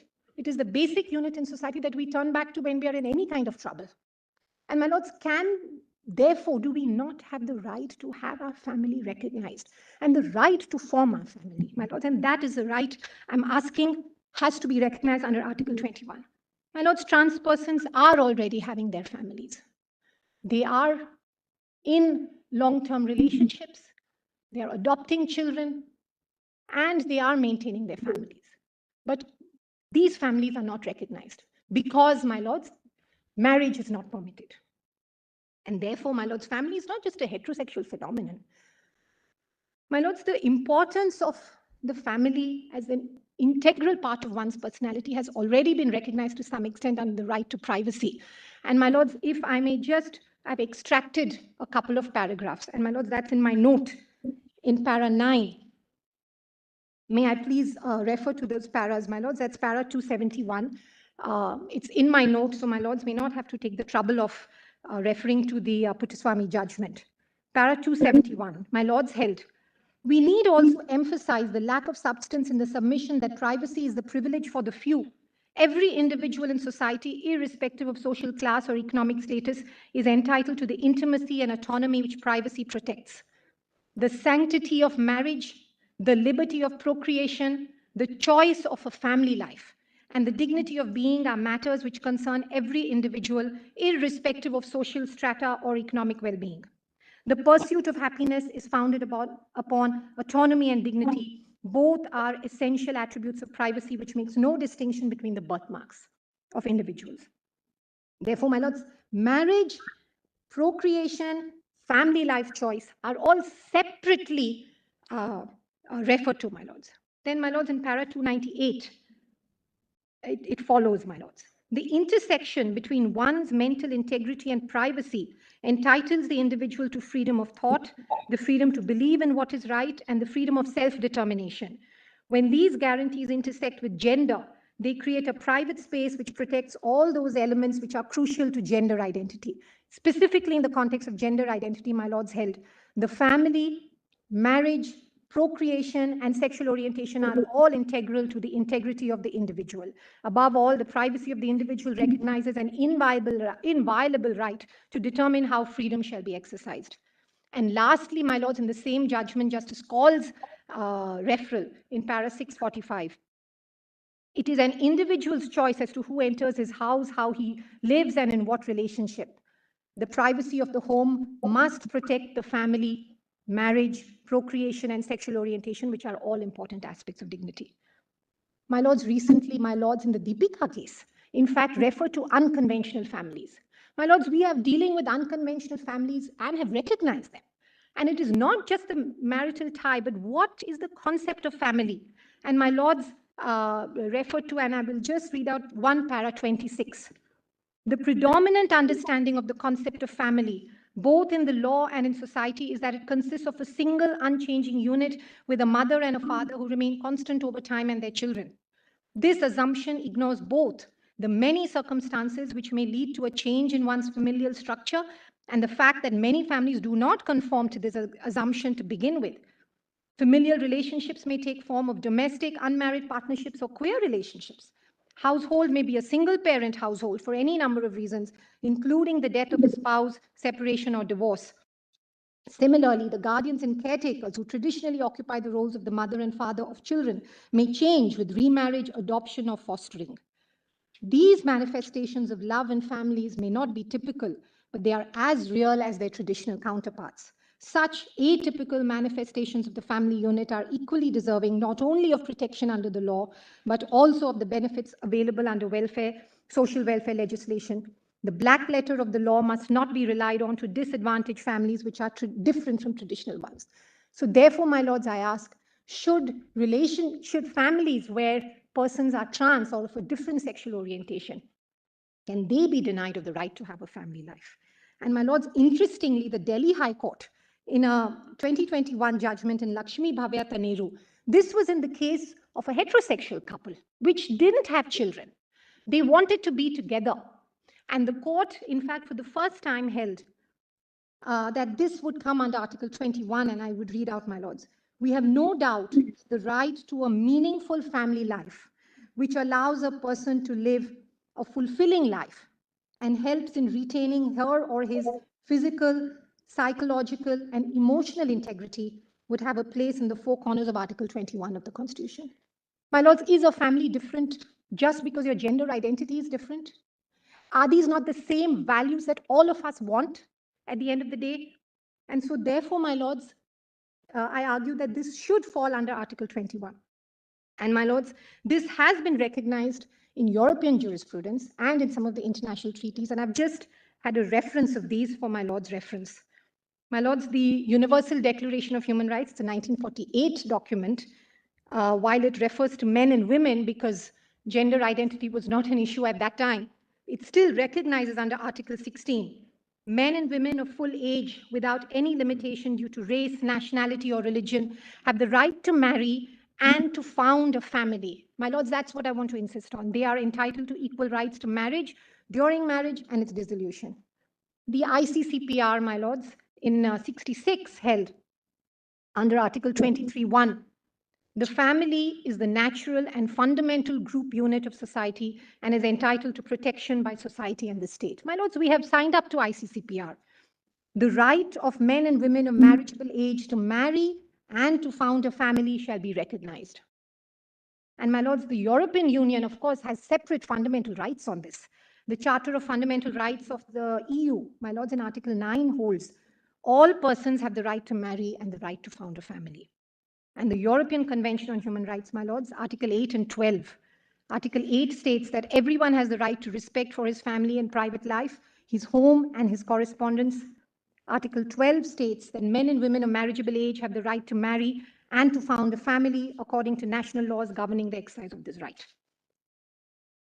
My lords, the Yogyakarta principles, which were relied upon by this honorable court in Nalsa, in fact, has a specific article on the right to have a family in the context of marriage.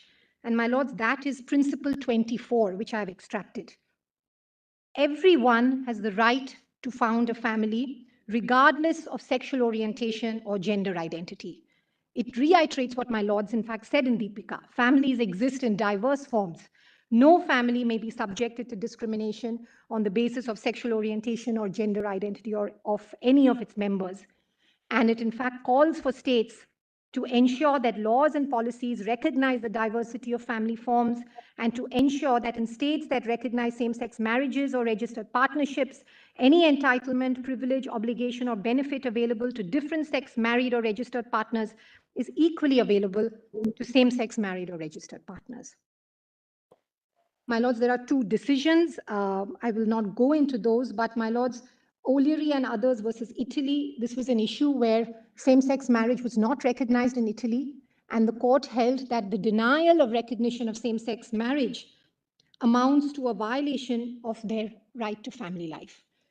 And my lord, in Christine Goodwin versus UK, this was a case wherein, my lords, the European Court of Human Rights held that transgender persons do have the right to marry, and that flows from the fundamental Article 12, which is the right to found a family. And therefore, my lords, I would argue that we have to recognize that there is a fundamental right to family under Article 21, and in order to exercise that, the right to marry has to be granted.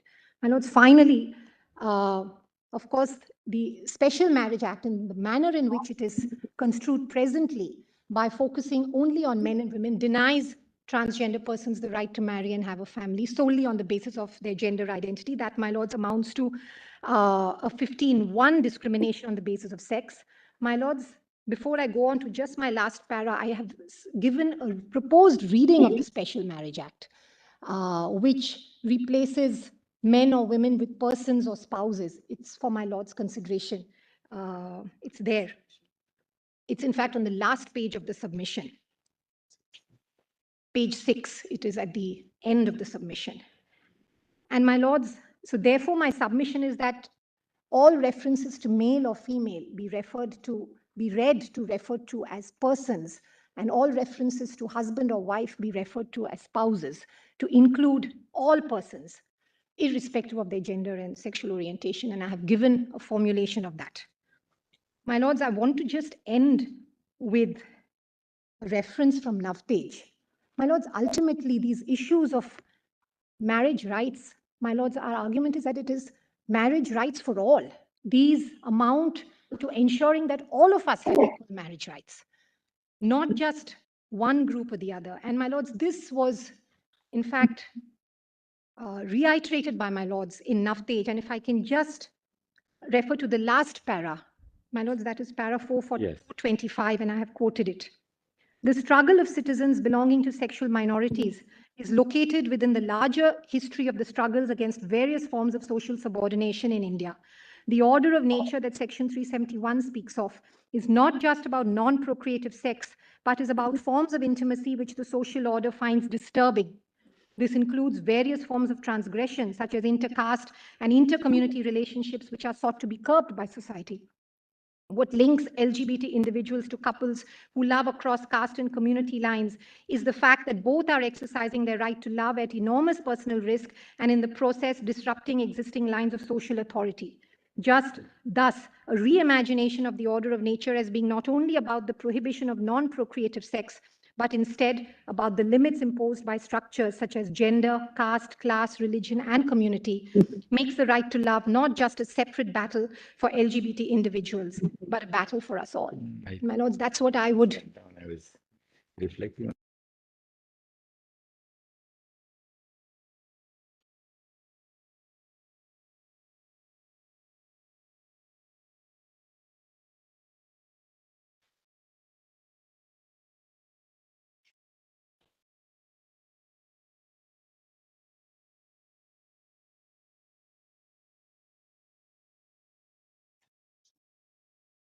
Yes. Therefore, my lords, I submit that these are issues that need to be addressed.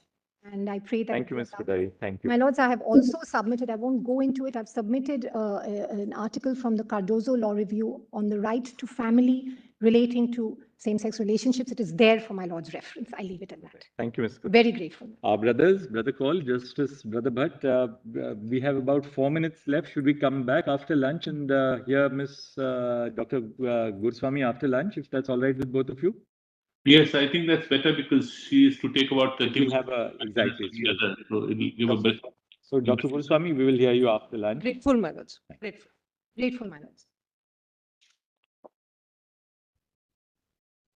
You brothers after lunch. Okay, thank you.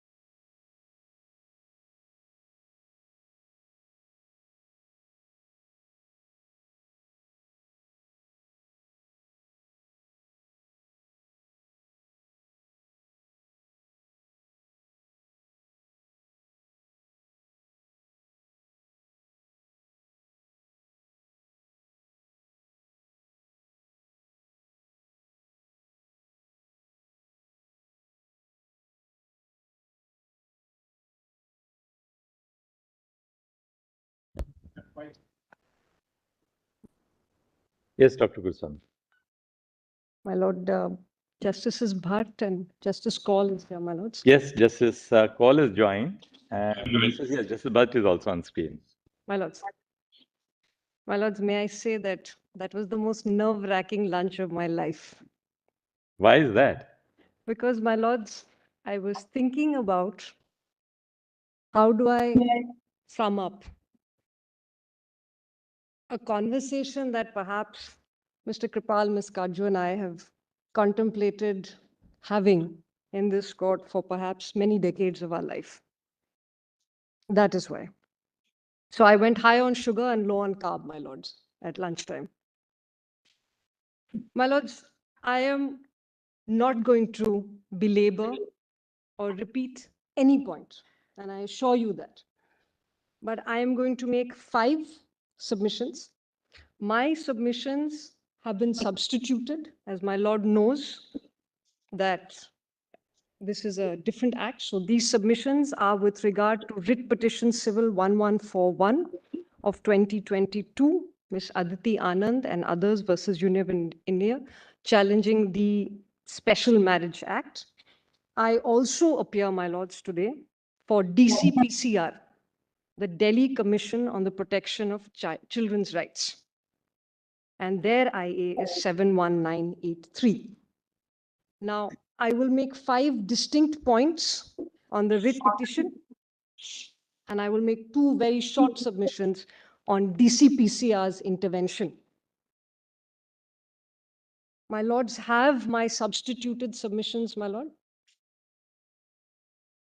Yes.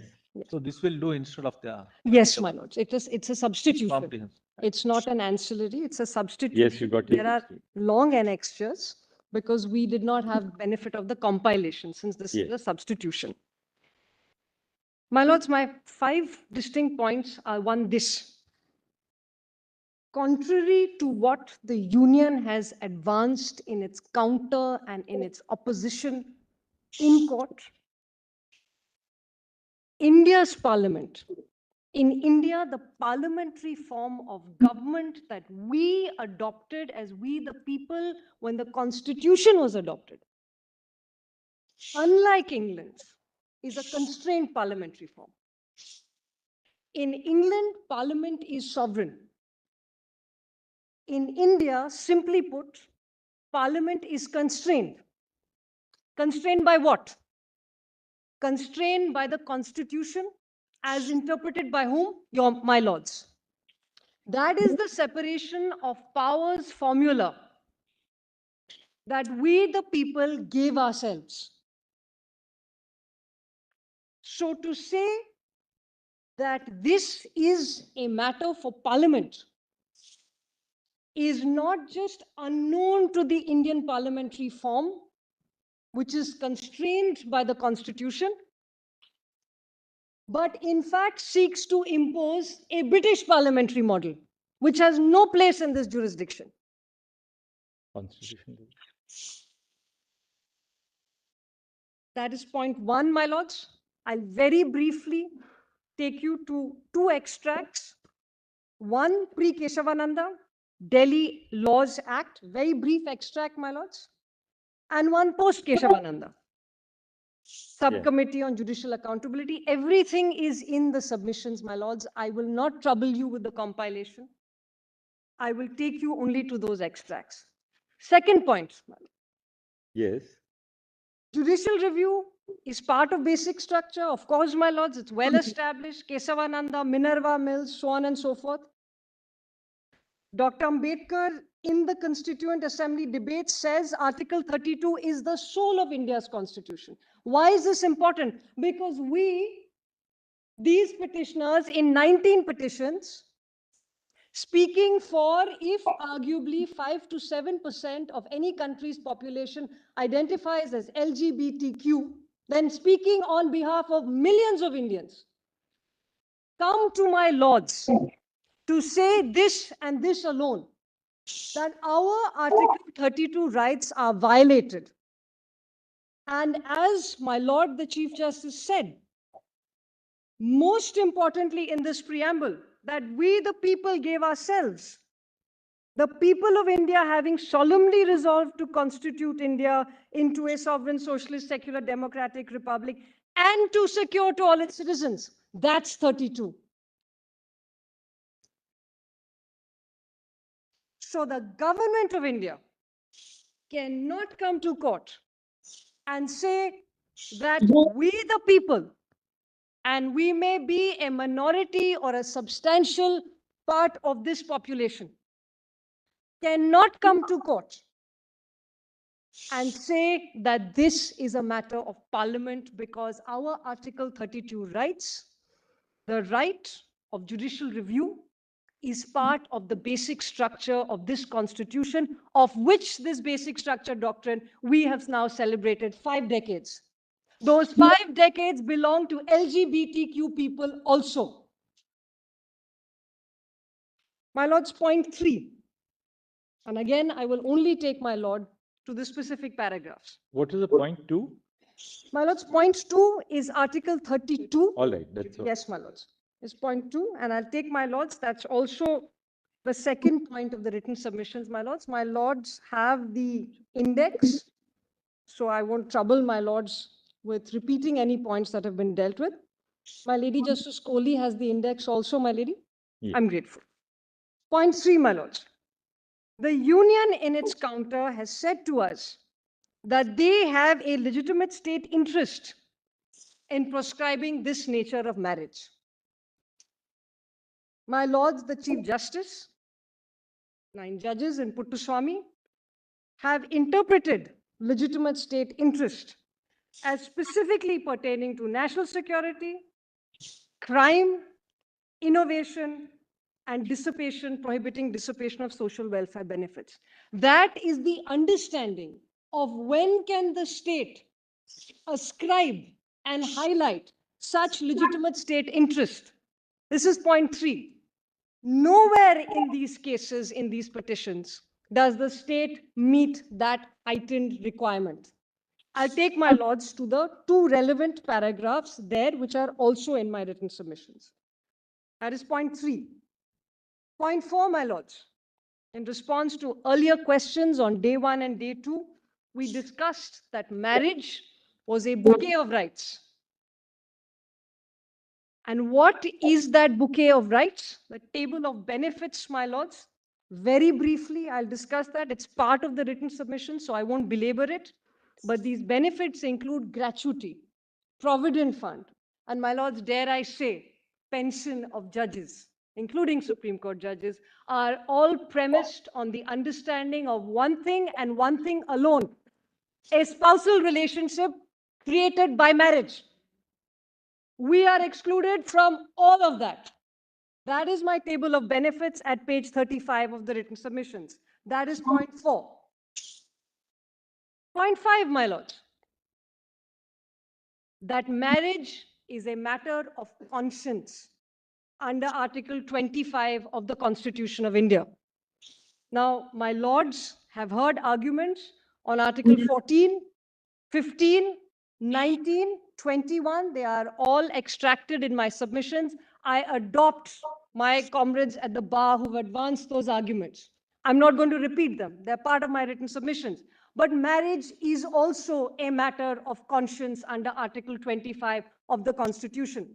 And that is my point 5. Finally, my lords, there is a workability table. I will not trouble my lords, but just to say that it is part of the submissions.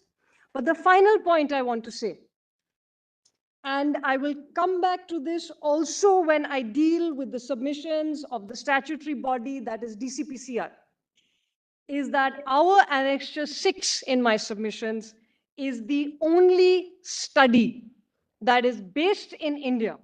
It has 5,800 respondents, and the study speaks to 1, the journey post-Johar, how it has impacted LGBTQ people, and 2, how marriage equality will impact LGBTQ people, and that is a substantial portion of the annexure that is part of these written submissions. I couldn't put it in the compilation because at that time I was on a different brief.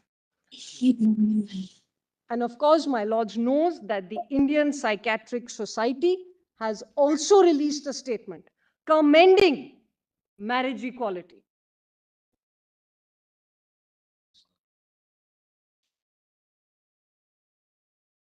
My lords, may I first take you very briefly to the first submission, my lords.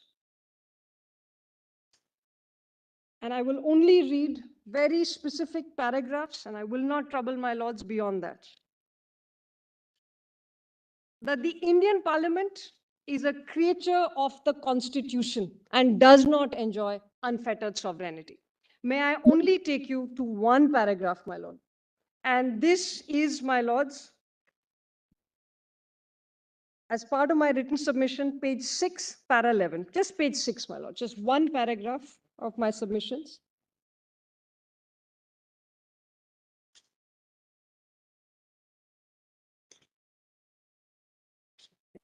My lords have para 11, Yes. my lord? Yes. I'm just going to read from the middle of this paragraph. This is what your lordships in a 7-judge bench of this honorable court in Delhi Laws Act 1912. My Lord Justice Kaul has the submissions, my lord. Yes, Justice Bhatt? we have it. Yes. Thank you, my lords. In the middle of this paragraph, para 12, this is how your lordships and 7 judges in 1951 distinguish India's parliament from that of Britain. My lords say, the Indian Parliament is a creature of the Constitution. Its powers, rights, privileges, and obligations have to be found in the relevant articles of the Constitution. It is not a sovereign body, uncontrolled with unlimited powers. The Constitution of India has conferred on the Indian Parliament powers to make laws in respects of matters specified in appropriate places. The following sentence, and it is constrained in particular by articles found in Part 3 dealing with fundamental rights. But Dr. Guruswamy, Yes, my lord. the point really is that the fact that the canvas which is covered by these petitions also falls within the, or does fall, let me not say also, does fall within the domain of Parliament is undisputed. You cannot dispute the fact that Parliament has legislative power over the canvas which is covered by these petitions, which is entry 5 of the concurrent list. My lord. Because just let's see entry 5 of the concurrent list of the Constitution. Yes, ma'am.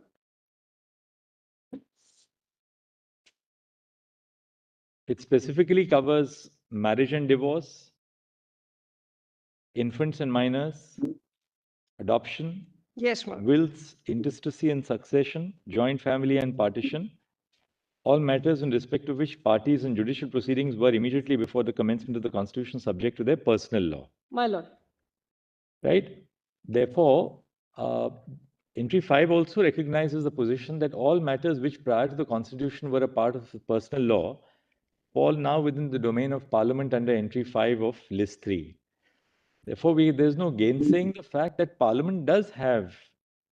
So, for us to say that, to accept the submission of the Union would be to transplant the British parliamentary model may not be entirely correct. You are right that the British Parliament, at least before the Human Rights Act, Yes. was untrammeled. It was a sovereign. It was an expression of the sovereign will Yes, of the people, and therefore judicial review couldn't certainly extend to striking down a law. Even today, you have the doctrine of incompatibility.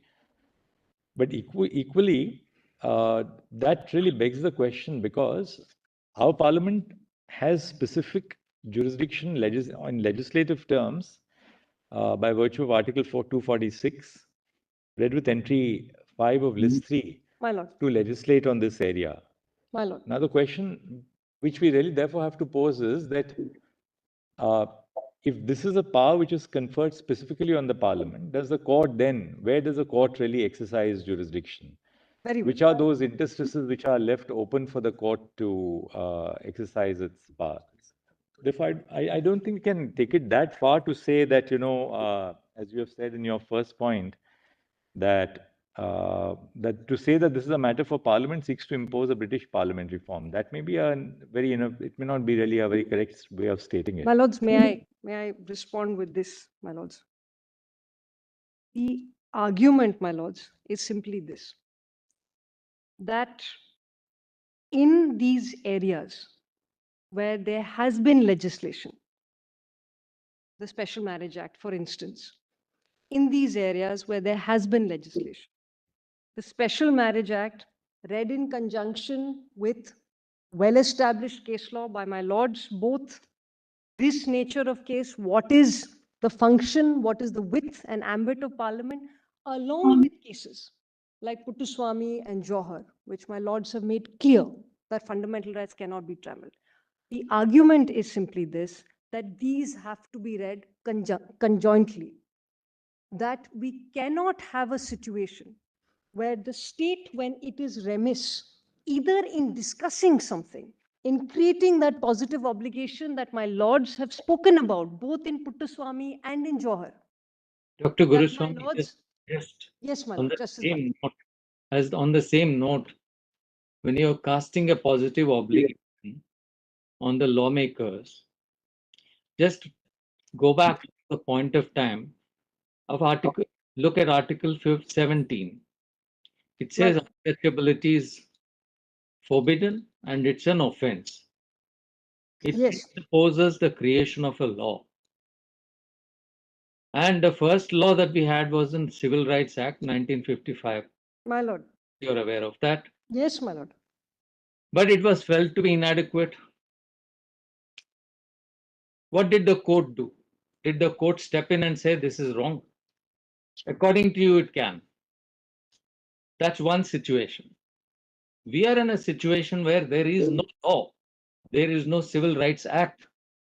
And something as assertive, as positive as 17, if we were to be enforced, how would the court deal with it? We are one step ahead and one step backward also.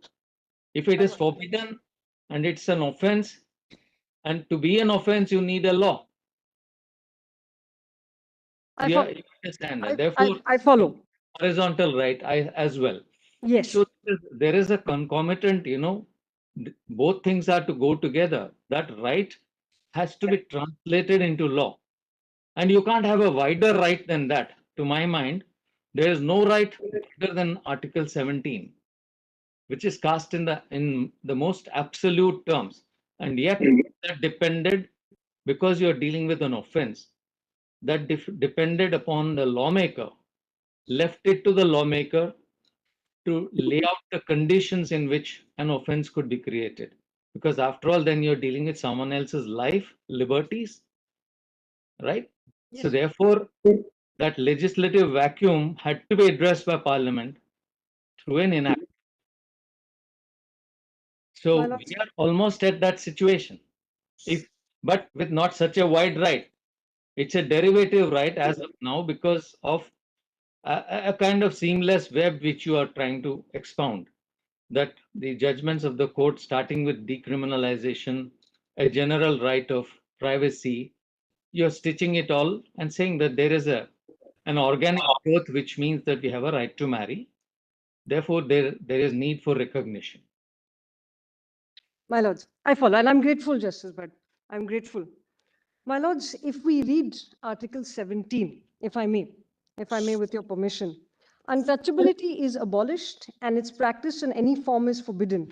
The enforcement of any disability arising out of untouchability shall be an offense punishable in accordance with law. So the text of the Constitution and the drafters made it incumbent upon the legislature to have an enactment, an act of parliament that would in fact make this an implementable criminal offense. Yeah, It even was without not that, you could have had it. My Even lords? without that, you could, even without those, in the absence of that term, it was still possible for Parliament to enact it. But why did they have it? They cast an obligation. Therefore, there are different kinds of rights in the Fundamental Rights chapter. Now, what you are saying is something which is now recognized as a right necessarily has to be translated into law.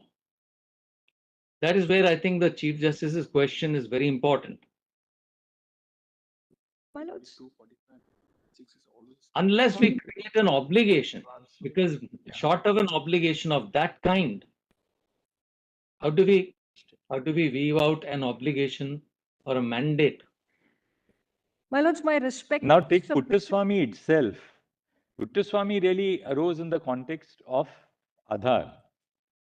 When the Aadhaar challenge was laid before our court, Yes, my lords. then Attorney General Mr. Rohatgi argued that there is no right to privacy based on a judgment of the court, our court, which had held that there is no right to privacy. But then there were views, say, in Khadak Singh and following cases, which said that there is a right to privacy.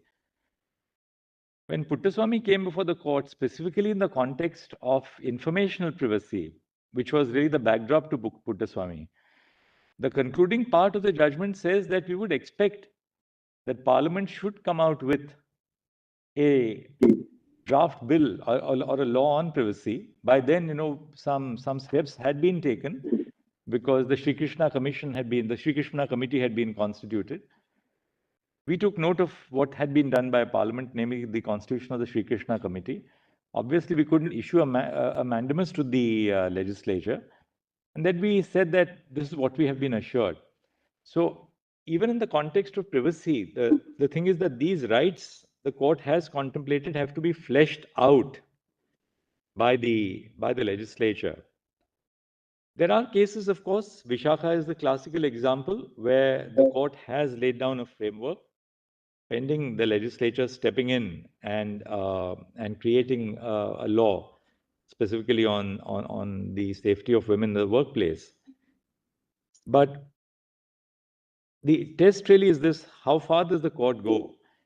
Because as your submissions, and this is something which counsel which follow you who should also address us, all your submissions willy-nilly would have some bearing on how we understand the impact of our decision as you want it to be, albeit in the context of the Special Marriage Act, on issues which will relate to personal law. Because there is no doubt about the fact that, adoption, succession, intestacy, these are all matters which are governed by the personal law even today. My lords, adoption today Apart is covered from- by the Juvenile Justice Act, my lord. It's Also by the civil law. But you also have the Hindu Succession and Adoptions, the Hindu Adoptions and Maintenance Act. You do, my lords, but now the legislative mandate for adoption in general is the coverage of the Juvenile Justice Act, which was adopted more recently. It is a civil law and it That cuts was the- across communities. See, It I cuts think across religious. My lords. that is true, because for the longest time there was a problem in enacting a law, a general law. But let's not also undermine the Hindu Adoptions and Maintenance Act, because apart from juvenile justice, which you would now refer, that is also one of the laws, and that does lay out certain conditions, and that would govern those who are of that faith. Yes. And likewise, there is no other law other than the 2016 Act. There is no other law. My lords, may I now answer these questions serial-wise, my lords, if I may. First, my Lord Justice Bhatt, respectfully, my lords, my assessment, my lords, and it is far more limited than my lord's assessment. My assessment of Article 17 is that it mandates that the legislature create law to convert Article 17 into an implementable criminal offense. Hence the language in Article 17, the text of the Constitution saying punishable in accordance with law. Correct. And similarly, my lords, may I just add this, similarly, 21A, when I was, my lords, and this was perhaps the first big constitutional rights case I argued, the Right to Education Act, Article 21A, and we were before then Chief Justice Kapadia. And one of the points that Justice Kapadia made to me was that even pre-21A, even pre the legislative enactment, the courts had been actively involved in implementing and enforcing this right to education. And he took us through case law. He said, you see, this, 21A and the legislative intent only comes later. my lords have been that North Star, not just for LGBTQ rights. My lords have been that North Star in many facets of fundamental rights, pre the legislature walking the talk. So we don't ask for anything that special today. With respect, we only ask for a workable interpretation, my lords, of the Special Marriage Act. And council after council after council have presented workability tables to my lords, as have I. If it is a question of reading spouse instead of husband or wife, that is one option. If it is a question of expanding the definition and reading in a constitutionally tenable technique, that is an option. If it is a question of taking from 13 of the General Clauses Act, where male includes female, that is an option. We have interpretive options available to this August Constitutional Court. We only ask for a constitutionally tenable interpretation per Puttaswamy, per Johar, pre-Keshavananda, post-Keshavananda, including Keshavananda. That's what we ask. For our basic structure is also intertwined with Keshava and Minerva and what follows after that. That is the purpose of point number 1. We are not that discrete, that distinct, that devoid of basic structure that we will not be read into Minerva, Keshava, and the cases that follow. We are part of we the people, and we are citizens of this country. Basic structure also belongs to us. 32 is also our soul. And Parliament cannot be the reason to exclude us from this gamut of our Constitution.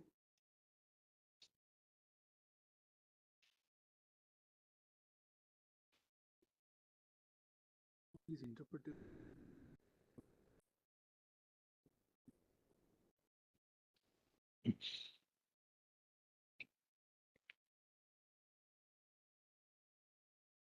Now, my lords, may I just take my lords to page 12 of my submissions?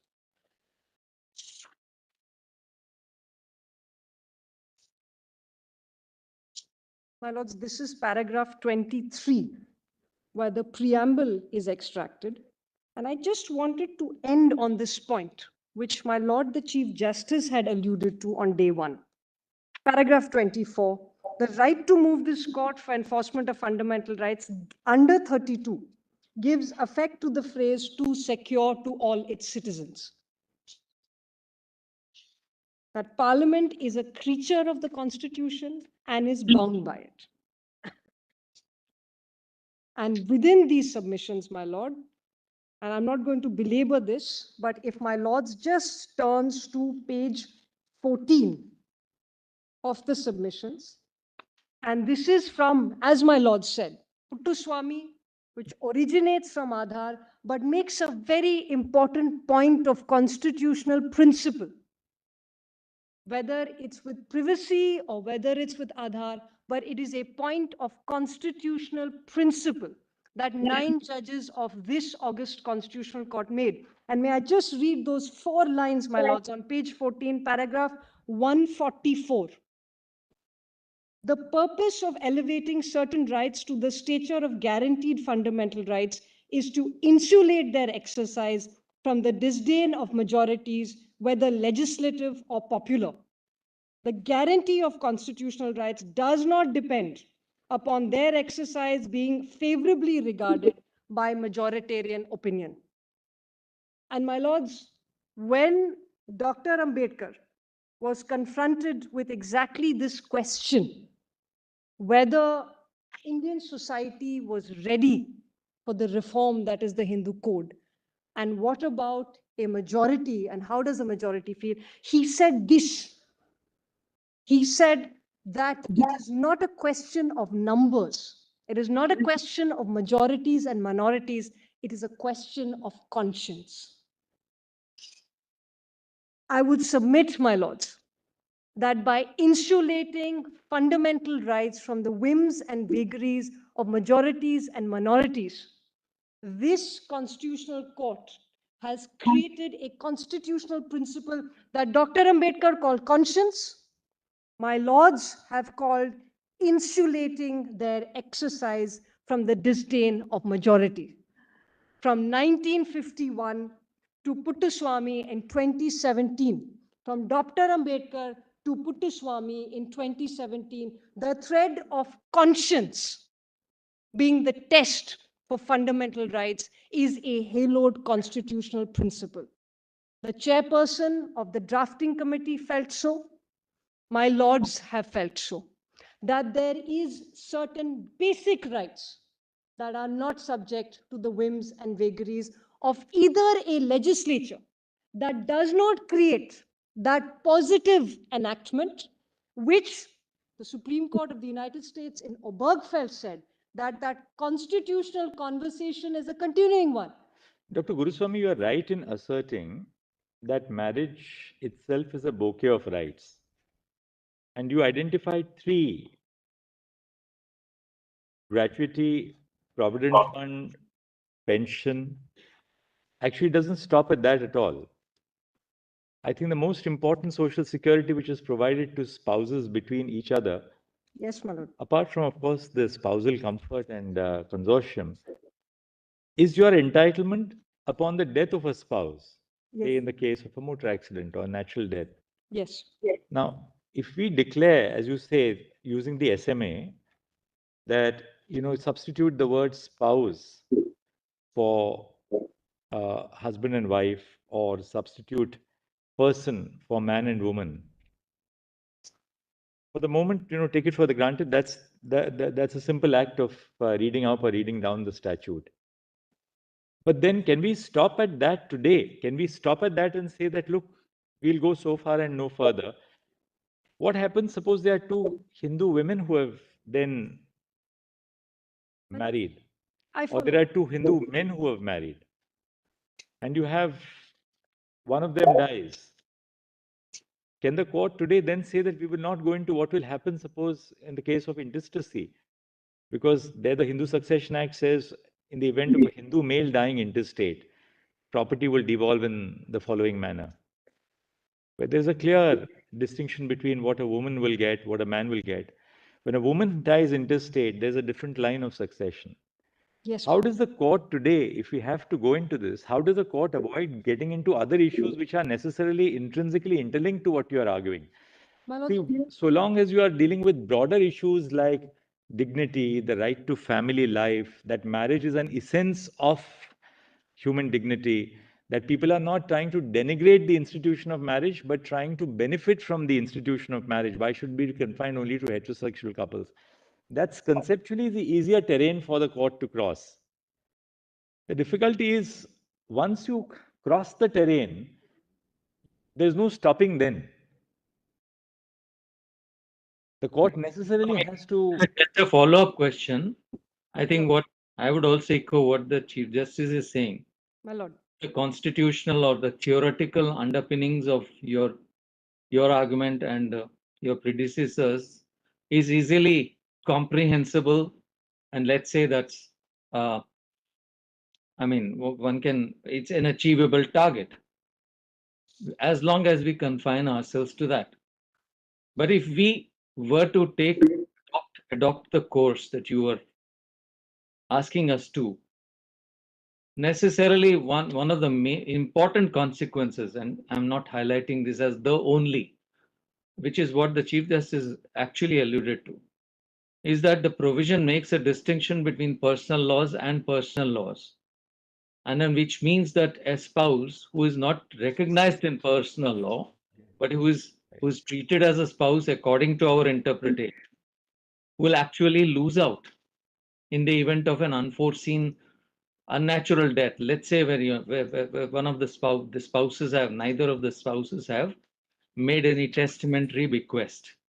In such a case, when intestacy follows, the surviving spouse is left with nothing, perhaps even the children, because then the personal laws of succession apply, at least in the case of 4 or 5 communities.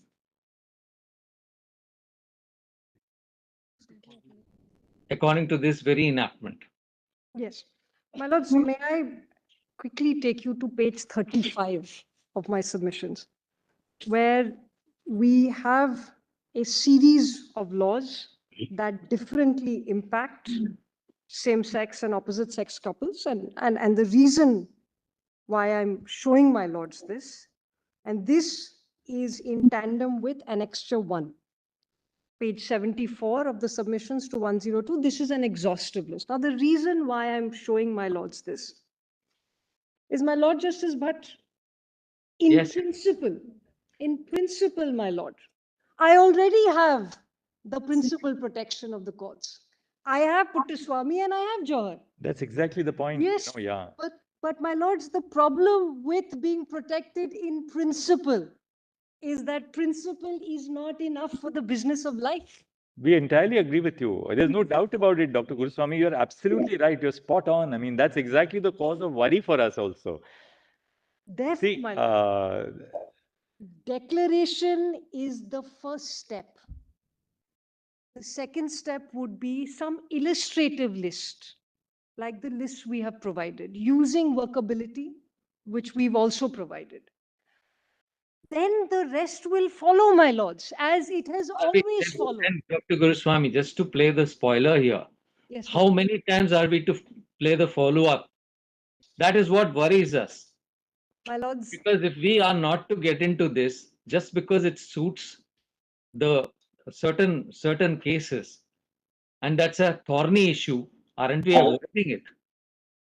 my lords, Our job is to look at the workability, not only of what you're showing as illustratively. yes, What you have annexed, and some of you have originally annexed, is the correct thing, which is virtually a reenactment of those provisions.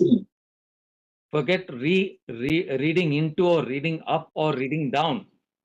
We are virtually reenacting, which is, that major, the hard task you're saying we will leave it later. How many more litigations are we going to face? Of course, you can't answer that. But we have to answer it, or many courts will have to answer it. So is this our job? Ultimately, we'll come back to the same point. All these statutes which you have referred to, you have given us 35 examples of the statutes. All these statutes confer social welfare benefits on certain persons, certain categories of persons, right?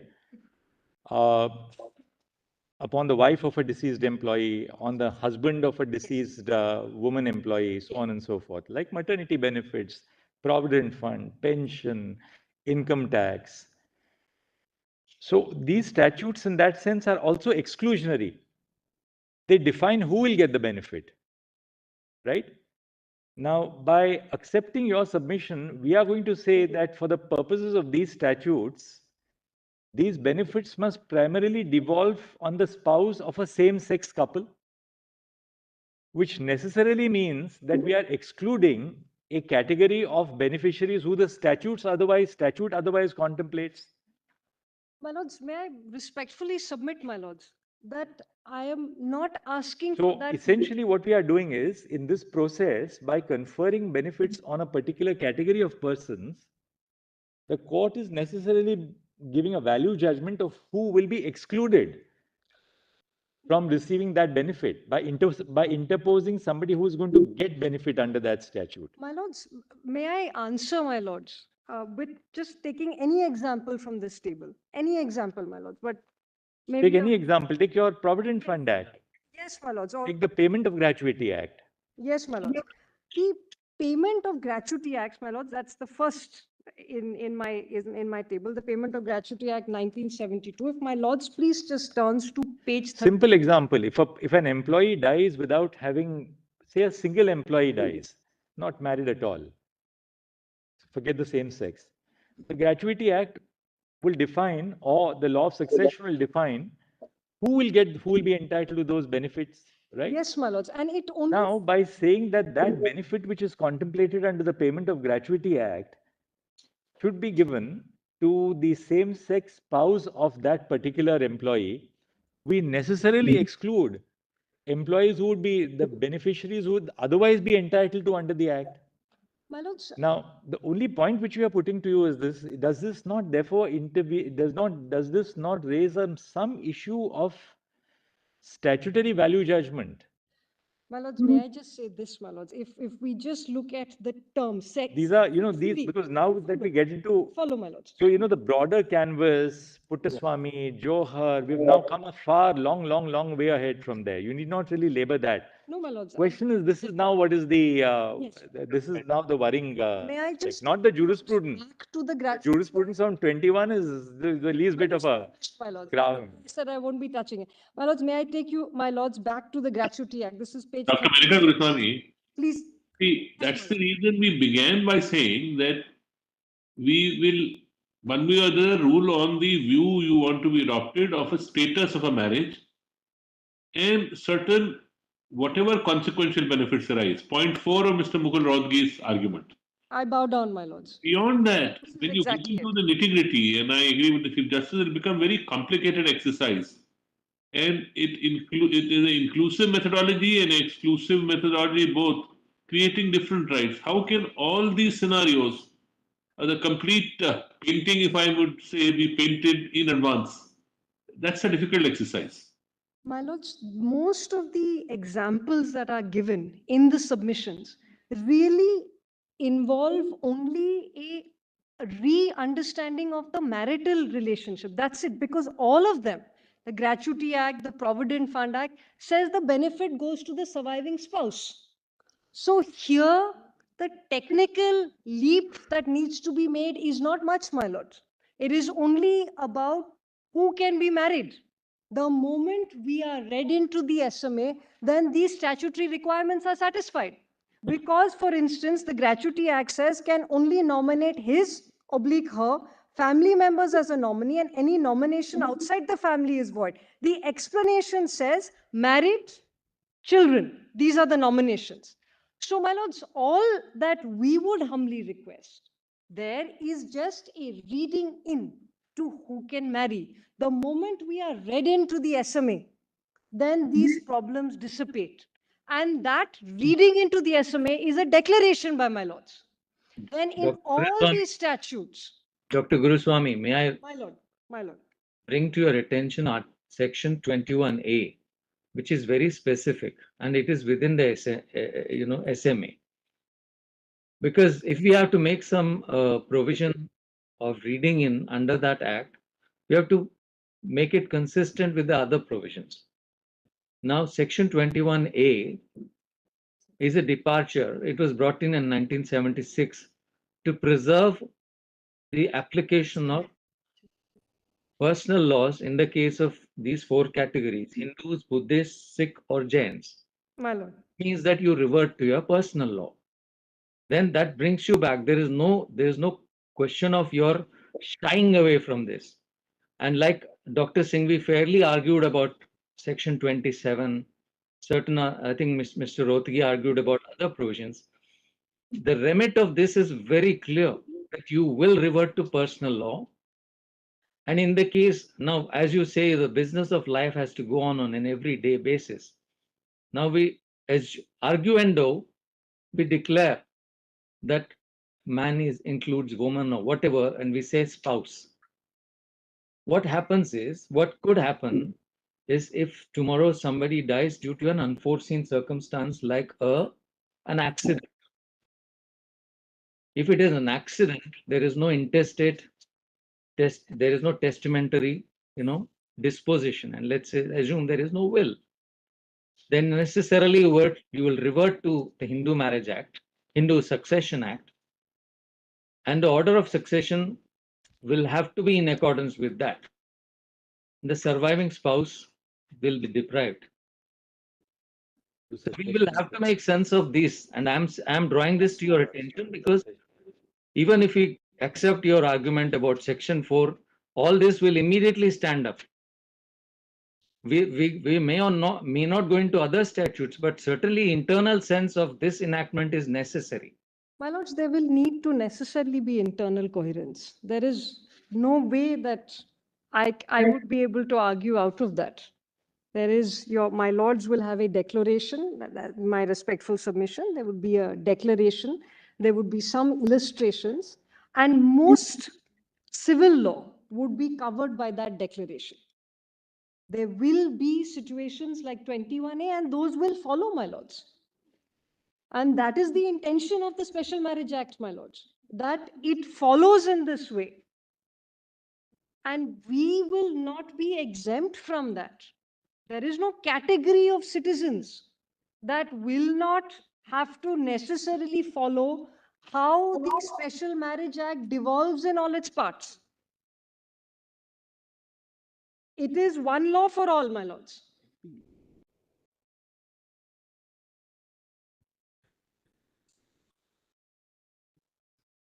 You know, Dr. Guruswamy, before the personal law was codified by the Hindu Code Bill in 1956, and then you had various other acts also which were enacted. Marriage, adoption, these were two areas which was, and in fact, intestacy as well, which were all governed by convention, by custom, Yes. and by the uncodified Hindu law for that matter. Yes, my lords. Therefore, there was the uncodified Hindu personal law, the Mitakshara, Yes, or the my Daya Bhag. Now, what the Hindu code bills did in 1956 was to bring about a codification of this.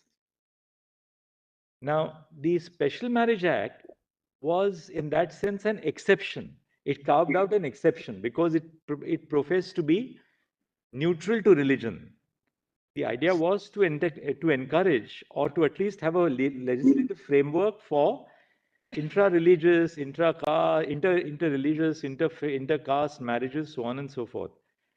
So what it did essentially was to carve out an exception from the general principle that marriage, intestacy, adoption, all matters which fall now within the ambit of entry 5 of list 3 were governed by your personal law prior to the codification by the uncodified Hindu law.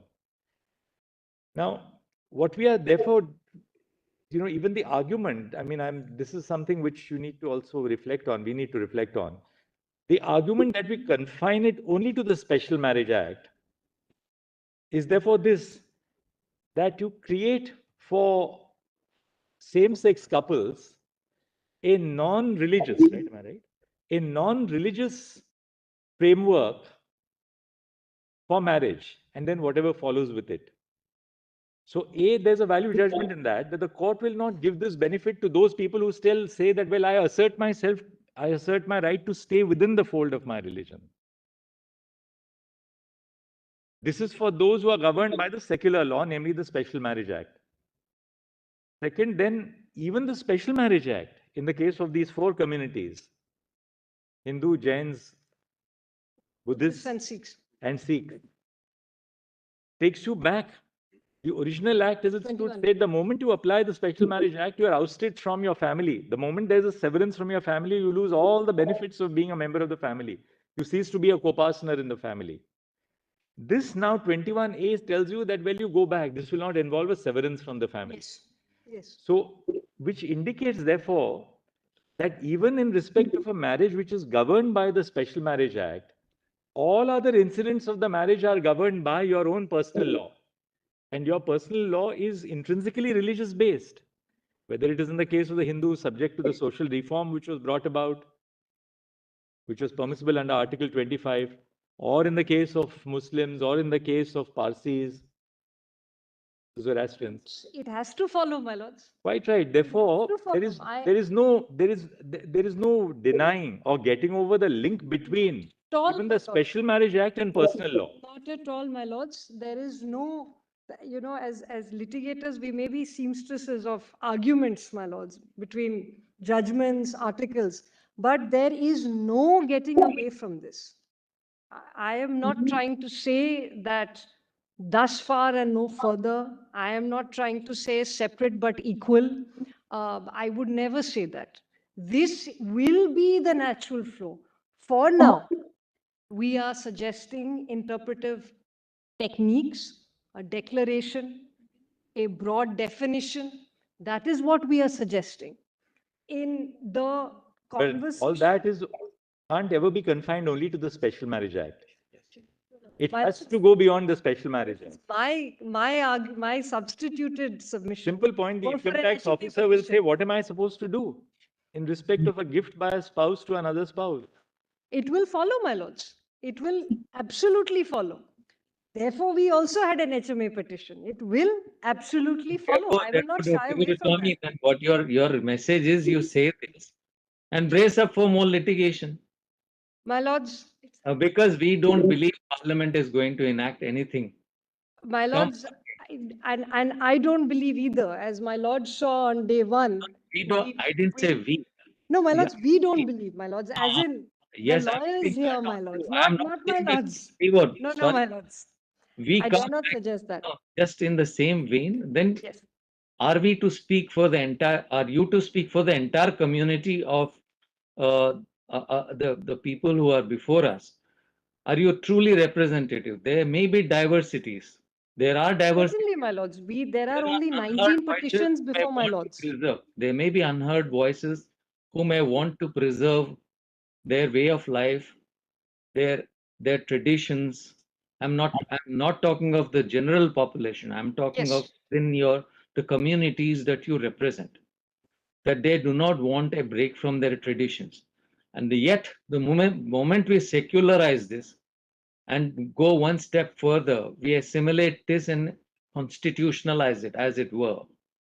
My We are, lords, we are in denial of their rights. My lords, respectfully, those who wish to participate in this new definition of the institution may participate. Those who do not wish to participate will not participate. Even today, many opposite sex couples opt for a live-in relationship, even though they have the benefit of marriage. But they will not participate not because they don't want to participate, but they will not participate for the reason My- that they do not want to That- participate at the cost of forsaking their, Yes, my their lord, connects with their religious communities, right? that is also a choice. That They is don't want to break those linkages. Will apply to opposite sexes and same manner.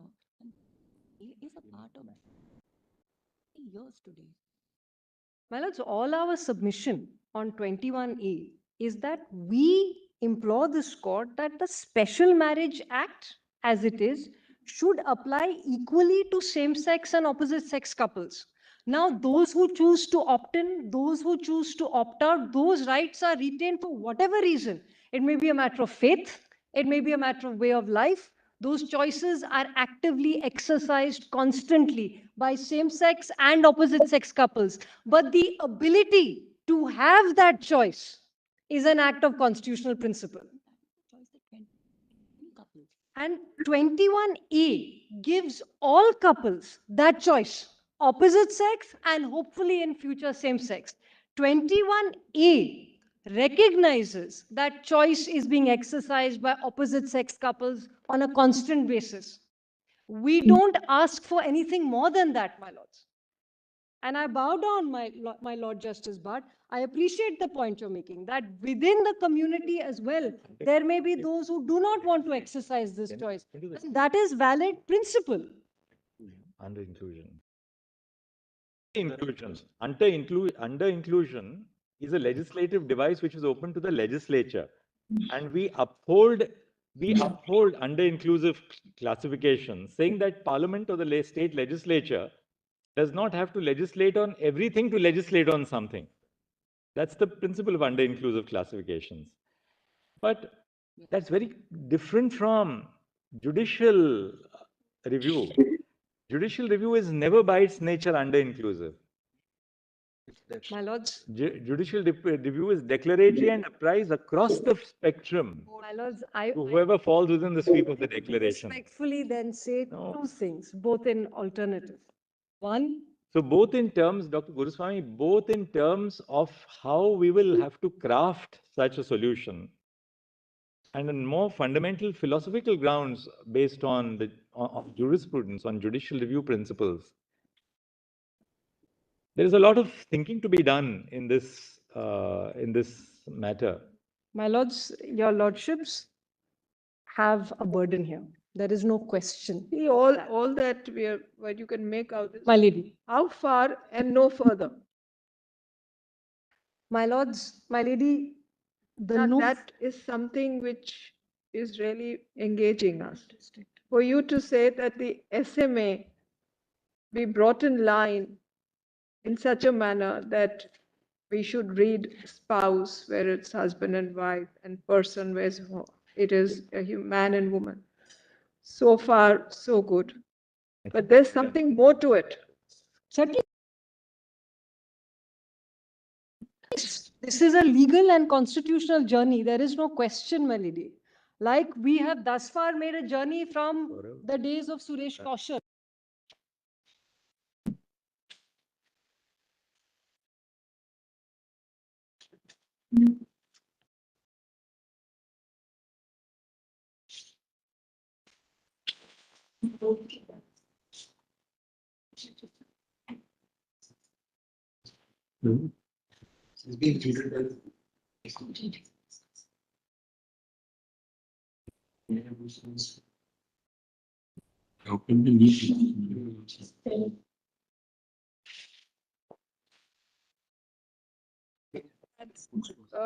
Expecting the court to take that step, the one step further and stop at that? No, my lady, our respectful submission is a declaration that expands the definition of marriage, that makes it more inclusive, as has always been the case with the laws of marriage in India, that there has always been an opening up of who can you marry, intercaste, interfaith. And what after? My lady, then we will have specific provisions that this would be applied to. And then that is part of the journey. And all the rights and benefits of marriage, if a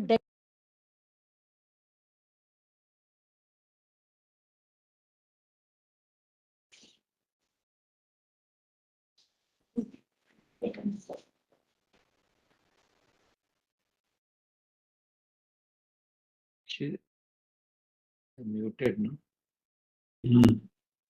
They're muted. Can't hear, no? Yes. I can't hear her. Sorry, Ravi, sorry, Sanjay, we lost. We are losing the benefit of having a little chat with you on the dais. So sorry, sincere apologies. We'll talk later. We'll talk across from once we've gotten up at 4 o'clock. Oh, God. So sorry.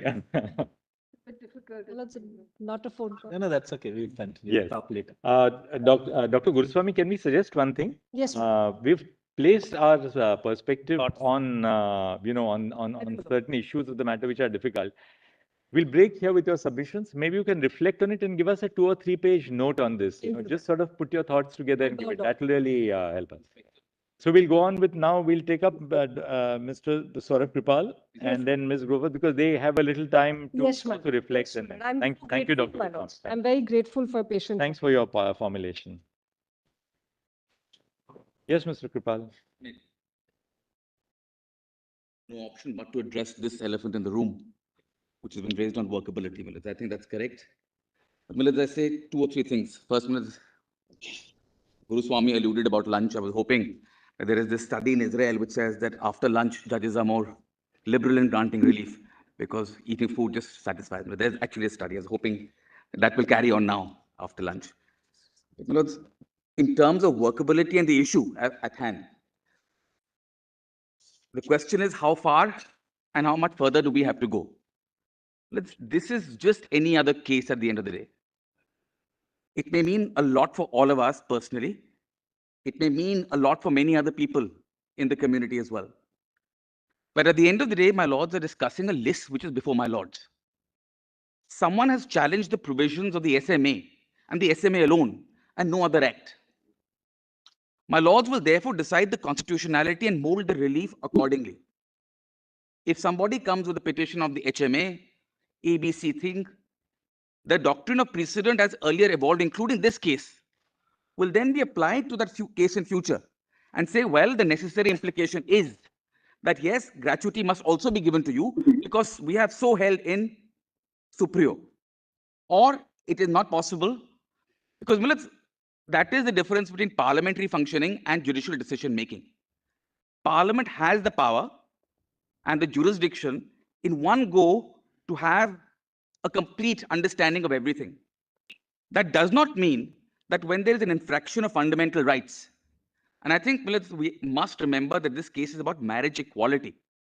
And we focus constantly on the positive aspect of Article 21, Article 21. There is a very important Article 14 right as well, saying that if heterosexual couples have the right to get married under the SMA, and if you do not include us, non-heterosexuals, within the domain of the SMA, there is a violation of Article 14. What is the consequence of a normal violation of Article 14, or indeed any violation of any article on Part 3? Article 13 has the answer. Article 13 says, my lords will strike down the act. So if my lords holds that non-heterosexual couples have a fundamental right to marry, Article 21, but also have a right not to be discriminated against, because the moment the state recognizes a right in the heterosexual community and says you can have it but you cannot, the obligation normally is to strike down the act. So my lord, under Article 13, my lord will see Article 13. Yes, of course. So what is it that we're asking my lords to do? We're asking my lords that normally you would strike down the entire SMA, because that is the consequence. If heterosexual marriage is permitted. Answer this in terms of the previous question. Yes, well, so I'm saying so what we do. Under inclusion in Article 14. Well, the question is whether they will be under inclusion or not. In certain circumstances, under inclusion is permitted. I would say this is one of those cases, sex being part of sexuality, part of Article 15, it is by virtue of the fact that it's a suspect category of classification, they can never be under inclusion on the ground of sexual orientation. That is the argument that has already been made. There may be cases when my lords can underclassify on certain grounds. But the idea of sexual orientation being so innate and already having been held in Navtej Johar, you cannot say today that we will permit underclassification on something as fundamental as a ground mentioned in Article 15. Because why are the grounds mentioned in Article 15 special? One is that they are just a species of the general equality right in Article 14. But Millis, there is something more than to the words used in Article 15. Striking down the law doesn't benefit you. Exactly. So Millis, right? So there is a principle of utres magis valeat quam periat. Millis, that is why we are asking for reading in or reading up. These are legislative, these are interpretive devices to save an act from unconstitutionality. Normally, an act like this would be unconstitutional because it is hit by Article 14 of the Constitution. My lord would normally have to strike down the act. Now that amounts to throwing the baby out with the bath water. My lords do not want to do that. Mr. Kripa, please, Melissa. Am I audible or is there? Yeah, now yes. I think there's some lag. Yes. So your argument is an extension of what Mr. Rohtgi argued, that firstly you attribute an exclusion. No matter whether this was intended or not, today you have to attribute this exclusion. Number one, step one is attribute an exclusion. Step two, the exclusion results in invalidation of the enactment. Yes. Step three, to the extent of the invalidation, it is rendered void. Now, in this case, there is no question of it's to the extent. There's no question of to the extent of repugnancy being void. It has to go. Then you say, step 4, in order to save it, this is the way out, read in something. Now, aren't we taking too many legislative steps here? Number 2, you're actually bringing in a contemporary intention when the intention was something else at that time when it was enacted. Yes, if I may address the second point, that is the first point. The second point is, as a matter of fact, show any analogous case where an underclassification has been invalidated. Overclassifications are typically invalidated. under classifications, of course, we have a new matrix now, but under classifications usually have been upheld. Yes, Milad. Listen, the question of the fourth step. Yes. I'm Yes, please go on. Please. Yes. Justice Yes. Bhatt. Yeah. No, Justice Bhatt was asking, but I was just informing Justice Bhatt that Yes. the learned judges was Yes, conferring. Mr. Kripal. My lord says that there is a four-step process. Well, I would submit that this is a very classical four-step process. There is nothing unusual in what I'm suggesting. Every time the doctrine of reading down is undertaken, there is a similar process that happens, which is there is a finding of invalidity. To that extent, it is or is not, or the entire act is void, is determined, and then an interpretive device is used so as to save something from the vice of unconstitutionality. But the problematic part is the first point my lord made, Justice Bhatt, about we are attributing that there is an inconsistency. Well, yes, because Article 15 and 14 analysis requires the examination of the effects doctrine. What is the impact any law has on the rights of a person is something necessarily which is required to be done when a violation of Article 14 or 15 is to be examined. And it's very clear in this case that by failing to recognize marriage equality and therefore treating and giving certain rights which follow from the SMA, and more than anything else, the recognition by the state of the recognition of your relationship and giving the sanctity of the authority of law to that relationship has a devastating effect on the dignity of an individual as well as the substantive rights of the individual. So, well, it's to say that we are attributing an exclusion, we don't need to. It's writ large. The fact is, the operation of the law as it stands today has a disparate, disproportionate impact on opposite sex couples or non-heterosexual couples directly hit by Article 14. So, well, if that happens, I fail to see how we can simultaneously retain an act which gives rights to people who are identically placed like us, but does not give a right to somebody else. For instance, I ask myself, if Parliament were to enact a law that says that people can get married under the SMA only if they have certain property in hand, and they do not have other property. So non-property classes, the way voting used to be at one point of time, certain requirements are added, and those additional requirements, a section can be framed positively or negatively. And I'll take my law to one judgment in Romer and Evans in the US Supreme Court. A section can be framed in the form that A and B can get married, but if C and D are necessarily excluded, the section can also be framed and has the same effect as all persons other than C and D can get married. And in fact, Millards, that is the only way to read the Special Marriage Act. Because the way the Special Marriage Act operates today is any two persons can get married as long as they are heterosexual. That is the way the section reads. What is the consequence? The section is also to be read as, inevitably, no two persons who are not heterosexual can get married. There is a clear discrimination on the ground of sexual orientation in this reading of the section. Well, that flows logically. There is no violence doing to the act. The section says any two persons, if it is to be read as husband and wife, inevitably it means two heterosexual people can get married. Next consequence, two non-heterosexual people cannot get married.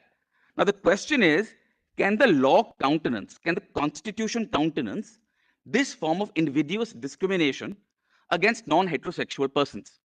I would submit, and I'll take my law to the lords to the test in this, because there's a holistic reading of 14, 19, 21. Sometimes there is an overemphasis on 21. But the reason we're also here, and we call it, I repeat, the marriage equality cases, that the moment heterosexual people have a right, you cannot say, well, let's not the good be the perfect or the enemy of the perfect. We can't give you everything, so we'll give you nothing. That, Willis, cannot happen. In the march of constitutional law and the march of interpretation of the Constitution and our rights, it cannot be said that it's an all or nothing approach. It may end up being all, and I hope it does. But it does not mean we do not take the first step. And Willis, that is how judicial functioning happens, by precedent. My lords will decide the list at hand, the issue at hand, determine what are the rights at stake, give a finding. If that has an effect or impact on another case, then that will be decided in the other matter. Well, in 1950, the Constitution promised equality of sexes. In 1950. Are we not still coming to court in 2023 saying that there is sex discrimination? Or are we supposed to say, well, everything was given, we will give one judgment in 1950 that henceforth all rights given to women, men are to be given to women as well. That's not how a decision-making process works. That's not how litigation works. We come back on a case-to-case basis, and there's nothing unusual about this. So what we are saying is, if you do not read the word spouse into section 4 of the SMA, then the section is bad. My lords will see section 4 with me. Different lane.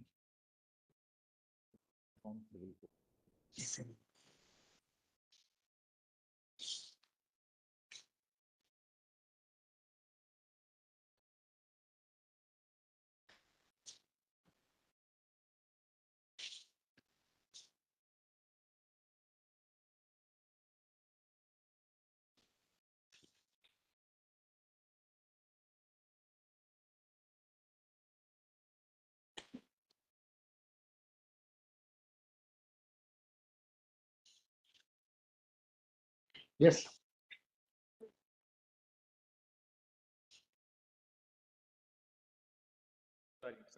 Just I was asking me to commence, resume, but I was. My lords will see section 4. Yes.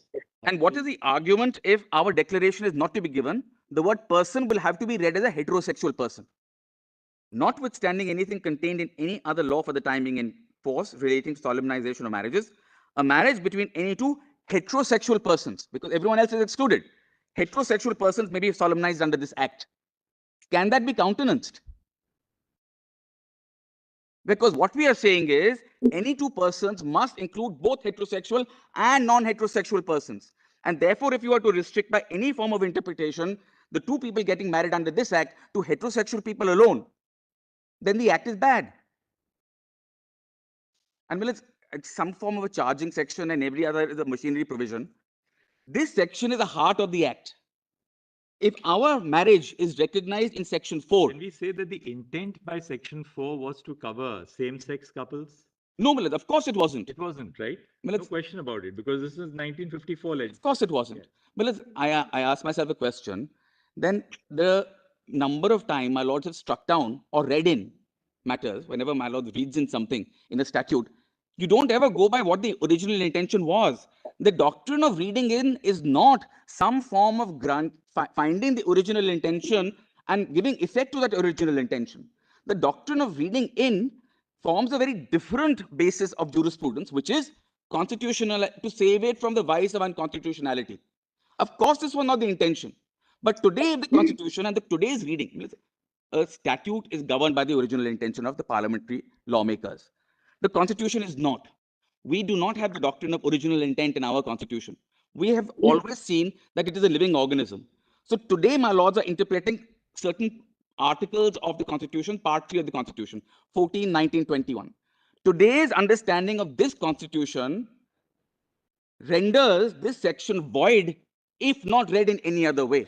We are not at all indulging in an interpretive exercise to determine what lawmakers in 1954 thought. We are indulging in an interpretive exercise to ensure that the rights guaranteed and recognized in 2023 by virtue of this act, my lord's judgment in Superior, supposing my lord decides you have a fundamental right to marry. There's also a very fundamental principle in law called ubi ius ibi remedium. There is no point saying you have a right but no remedy. To have a right implies a corresponding remedy. That begs the question, can we say for instance that say the Hindu code bills, when they were introduced in 1956, were far-reaching pieces of legislative and social reform. Correct. Because the Hindu code bill, recognized by and by, of course, with the amendments, co-parsonary, equal rights for women. Yes. In succession, in intestacy, by recognizing that the widow will have an equal share with the children. But not the right. But now, can we therefore say, can someone else say who does not belong to the Hindu community, that because this right of equality is recognized only in the Hindu Code Bill. Therefore, this law is violative of Article 14 because it does not recognize similar rights in other communities. No. No, Milind, as long as you have an underlying basis for that right. And the reason I asked you is this, because it's open to the legislature to take up one aspect of a social problem. The problem which it took up in 1956 was the lack of equality within the community of Hindus. Absolutely. And created a law providing for equality between men and women to the extent it has been adopted in the Hindu Code Bill. Absolutely right. Therefore, the absence of a broader legislation covering a wider class of persons is not a ground to strike down that legislation. That is true, Milind, provided that there is no underlying right already in the community. This is a two-step process. My lords will first have to find that there is a fundamental right to marry, which I say my lords will find. Having recognized that there is a fundamental right to marry, therefore, this is why we will do a simultaneous or an integrated proportionality test. I'll take my lords through that. There's a judgment of my lord, the Chief Justice, on integrated proportionality. How do you test the constitutionality of an act when simultaneously 3 articles, the Golden Triangle, 14, 19, 21, enacted? But coming back to my lord, the Chief Justice's point, it is not open for a member who does not belong to a community and say that they have that right, give it to me as well, unless there is a prior exercise by my lords to say the horse, aliunde the fact that they have the right of X, you too have that right. Now, my lords, today we are first saying that recognize a fundamental right of non-heterosexual people to marry. Once you recognize that right, if we can convince my lord that there is such a right, that right has a consequence. One is X number have been given a right. Some other people are being wrongfully denied that right unconstitutionally. So hence use this interpretive exercise and grant us that predetermined, pre-existing and pre-found right. So this is not a question of locus to some person who does not have something and a negative argument of Article 14. My lord has always held that there can be no negative Article 14. This is not a case of me saying, give me this right because someone else has it, and that is alone. I'm not making that argument. I'm saying you have to read each of these constitutional rights together. I am saying that I have a fundamental right to live with a person of my choice, a right that is recognized in Puttaswamy and Johar. Having found that I have a right of that nature, you cannot leave me remediless, but you need not leave me remediless, because here is another group of people who have that same right. You simply have to do some interpretive exercise to include and give me the same rights. So, my Lord Chief Justice's question would be different. Mr. Kirpal, finding a way to give that right to another set of people within the statutory framework as an SMA, then the aim and object of SMA at that time was, the very premise was, yes, irrespective of faith. Correct. The whole thing is based on there being no faith. Absolutely. In any particular religion, and therefore opting for this. Yes. So even caste disabilities also. Both endogamy and exogamy were intended to be excluded. So both same gotra marriage or intercaste marriage are permitted by virtue of the SMA. Important because this came in before the Hindu Code Bill. Yes, that's true. That's true. It is correct. So keeping that in mind, and that would be what we think would be argued from the other side. Would the court be doing violence to the aim and object of the statute? Of course, reading into or reading up as you. That is my point. We are not asking for my lady to do an interpretive exercise to give meaning to the original intention of the statute, which is what normally a court does in interpreting a statute. Normally, you would say, well, that is why you look at parliamentary debates in a statute, because you are bound by what the parliament originally intended. That's right. That is always the case. A statute is always interpreted by the intention of its original framers. But in certain instances, there's one example you may consider. It's not direct, but again, taking off from your argument that equality existed right from inception. But for the longest time, females were denied a large section of property amongst Hindus, right? Till 2005, when it was universalized. Of course, some states, 3 or 4 states in the south and Maharashtra, they granted these co-partitionary rights to females. And yet we had no qualms enforcing those disabilities, nor even excluding, married people from certain rights towards their father's properties. Correct. Why? That too is an elephant in the question, in the room today. The why is the court somewhere, these institutions have come up. It's not created by law. They've grown up from society. So those social institutions were recognized, and even as the Chief Justice said, and very aptly, these were custom, these were blessed by custom, enforced by court, and found to be compatible with the Constitution. Therefore, at one go, what you're trying to say is, you may be, I mean, getting the right may not be a problem, but the nitty-gritty of it, and you rightly started with that. Yes, Milind. The I'm suggesting the getting the right may be not such a insurmountable issue. Hmm. Getting to the other part, making it workable. These are all the, not one, many, a herd of elephants in the room, which you will have to address. Yes, Milind. So coming back to this question, Milind, the nitty-gritty versus the recognition of the right. So Milind, first thing I say is, there is a constitutional obligation on this court. Having found a right, you cannot say that because of legislative draftsmanship, your right is effaced. Because that will necessarily be the argument that the legislature has created so many hurdles in the free exercise of a fundamental right that your fundamental right itself ceases to have meaning because it cannot be enforced by court. Because that is the argument of the other side. That look, you may have a right to marry, but we can't give it to you because we have drafted our laws in a way that your right to exercise that is impossible. That is what, so what the argument would then be that the Constitution normally by virtue of Article 13 would trump a statute. But if you frame a statute sufficiently complicatedly, you can trump a fundamental right. That is the argument effectively. Because what is the consequence of the argument of the other side? That because it's unworkable, therefore do not give them a fundamental right. That is the inevitable argument, Milind. And I dare say that there is no greater constitutional anathema than that argument. Because tomorrow they will frame all kinds of laws, parliament, whichever parliament may come, and say we'll start defeating your fundamental rights because we'll make them unworkable. A workability argument, Milind, is no part of an Article 13 analysis. My lords will simply say, is there a constitutional right and has that right been violated? And if it has been violated, there is an all or nothing approach. Either strike it down or uphold it by reading up, reading in, or any other interpretive exercise. But to say you have a right, but because it is unworkable, we will do nothing about that right, allow that injustice after having found the right, and suppose the parliament does not intervene. I give the example of Nepal, because the tactic there was also tried, Milind.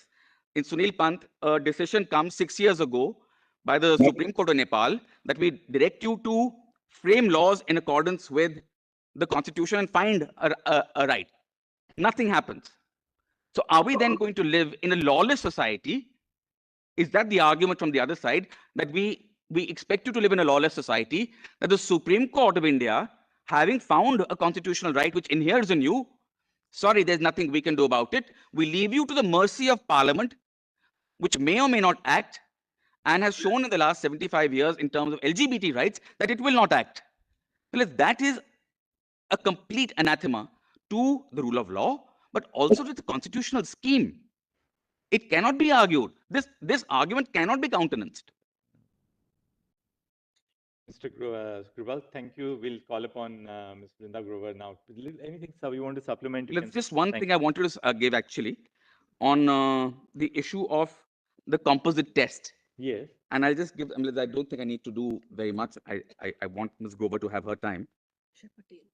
There's what I have done is given a copy of the relevant extracts of judgments in my note. I have not actually given my submissions, but my lord has a supplementary note. I believe it is. Yes, it's here. Yes. Yes, in the compilation. And it's just 1 or 2 paragraphs I'll show from that. Because while we do this analysis, constitutional analysis of 14, 19, 21, and this, of course, I'm beseeching as one composite test, the effect of the violation of any one fundamental right has a different consequence in law in terms of the relief my lords will give. So Article 21 will give a positive relief, and Article 14 typically will give a negative relief of striking down. But in certain instances, if that yields a constitutional chaos, my lords will also read it up, is what I'm going to argue, what I've argued. That's the effect of Article 14 analysis. My lords will just see this Akshay Patel, the proportionality analysis, minutes, and I'll just just para 27, the beginning. Adopting proportionality analysis not only provided a formal structure through abstract rights litigation can be analyzed, but it is also, when applied properly, has the potential to improve the quality of judicial reasoning while protecting individual rights, as noted in Aadhaar. My lords will leave this, come to paragraph 30, para 30, where it says, this is when used, I'll just, in Puttaswamy, turning the page, on the top of the page. Hence, the court can adopt, top of page 2 of my note. Hence, the court can adopt integrated proportionality analysis where the limitation on each of the rights is common and affects them in a similar way. So I would submit that in the present case, that is very clear. Both my right to expression under 19(1)(a), my right to equality under 14 and 15, and 21 dignity rights are affected in the same way. Namely, I'm not allowed to get married. And so there is a 4-pronged test which is given in paragraph 31, Romans 1, 2, 3, and 4. Is the measure in furtherance of a legitimate aim? I would submit the only legitimate aim is a legitimate purpose that I think has been addressed substantially. The only legitimate purpose that can be pleaded in the counter, and 2 have been pleaded. One is the importance of marriage as a social institution, which is a legitimate purpose. But the second purpose which has been given, which is that it is contrary to the will of the majority, is not a legitimate state purpose because it is contrary to Johar. Constitutional morality is the only legitimate purpose. So at that point, so there is some legitimate purpose. So clause 1 is satisfied. 2, is the measure suitable for achieving such an aim? Namely, is prohibition of non-heterosexual marriage suitable for achieving the aim of strengthening marriage? That was the question that my lord will have to pose. I would submit the answer is no, because how is it suitable? If you want to strengthen something, you add to it, you don't detract from it. I'm just going to speed through. Point 3, is the measure necessary for achieving the aim? Answer, clearly not. You do not, is it necessary, is excluding non-heterosexuals from the idea of marriage necessary to strengthen the idea of marriage? Answer, no. What you have to do is ban divorce. We talk of personal law. After all, Hindu law recognizes that a marriage is a sacrament, insoluble, indissoluble. Yet, divorce is permitted. So, if you really want to strengthen the act of the institution of marriage, then you have to stop divorce. More importantly, Millets, if non-heterosexuals are excluded from getting married, what happens typically in our society? Lavender marriages. It is very common for a gay man to marry a woman, or a lesbian to be trapped in an unhappy relationship with a man. 2 lives are ruined. Is that how we are strengthening the institution of marriage? Because that would be permitted as per the union's argument. As long as you are of the opposite biological sex, you can get married, and that will somehow promote the idea of marriage. And I would say there is nothing more detrimental to the idea of marriage than a gay man marrying and cheating maybe a woman whose sexuality is not revealed to it's rather surreptitious. Point 4, is the measure adequately balanced with the right of the individual? Well, this is really a question of proportionality and balancing analysis. It's rather Kantian in its idea as to the effect it has on one person. I was reminded of that trolley problem we all studied in university, saying that it may be that one person's right is sufficient to trump the entire community's rights. And here, please analyze the impact on me for not being able to get married. Vis-a-vis what? How is the right of any heterosexual person to get married getting affected by my getting married? That I'll just leave. And I had my note, has it? I'll say nothing more. The economic impact of failing to recognize marriage. Has it? There's one study which shows, and it's there in my note, on page 10 of my note, it's almost 1.7% of the GDP of this country is affected by failing to recognize LGBT relationships and giving equality to LGBT relationships. There is a lower lessening of productivity. And most importantly, Millets, in the matter that I'm appearing in, a large number of people, at least 5 of these petitioners plus more, have indulged in what is called the gay brain drain. If you do not allow marriage in this country and people want to get married, have children, have other rights, the best minds, I'm not saying Millets non-heterosexuals are the best minds, but they're not bad minds either. Millets, if they all leave this country to secure freedom outside this country, I do not see how public interest is furthered. That will result. Thank you, Mr. Thank you, Mr. Prabhat. Grover. Thank you.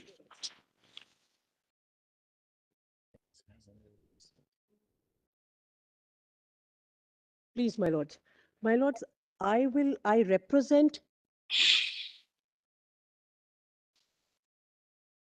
Yes. my lords, I represent petitioners who are a little different from the nature of petitioners who have been heard till now. Some, Mr. Ramachandran and Mr. Vishwanathan, were perhaps of similar context and background. My petitioners can be broadly classified into two groups. Petitioner 1 to petitioner 4 are queer, feminist, and trans activists. They have, for the last few decades, been part of providing shelter, emergency helpline, etc. And they form what is called the National Network of Lesbian, Bisexual, Intersex Women and Trans Persons. Petitioners number 5 to 10, who have been anonymized even in this petition because of the precarity of their lives, they are three couples in relationships involving a trans person and a cis heterosexual woman. And therefore, my lords, I would urge that while for shorthand we are using the term same-sex marriage, perhaps as was said by Mr. Kripal, these are marriage equality petitions before my lords. And I would say address that my particular petition is about marriage and relational equality. And I will come to that a little later.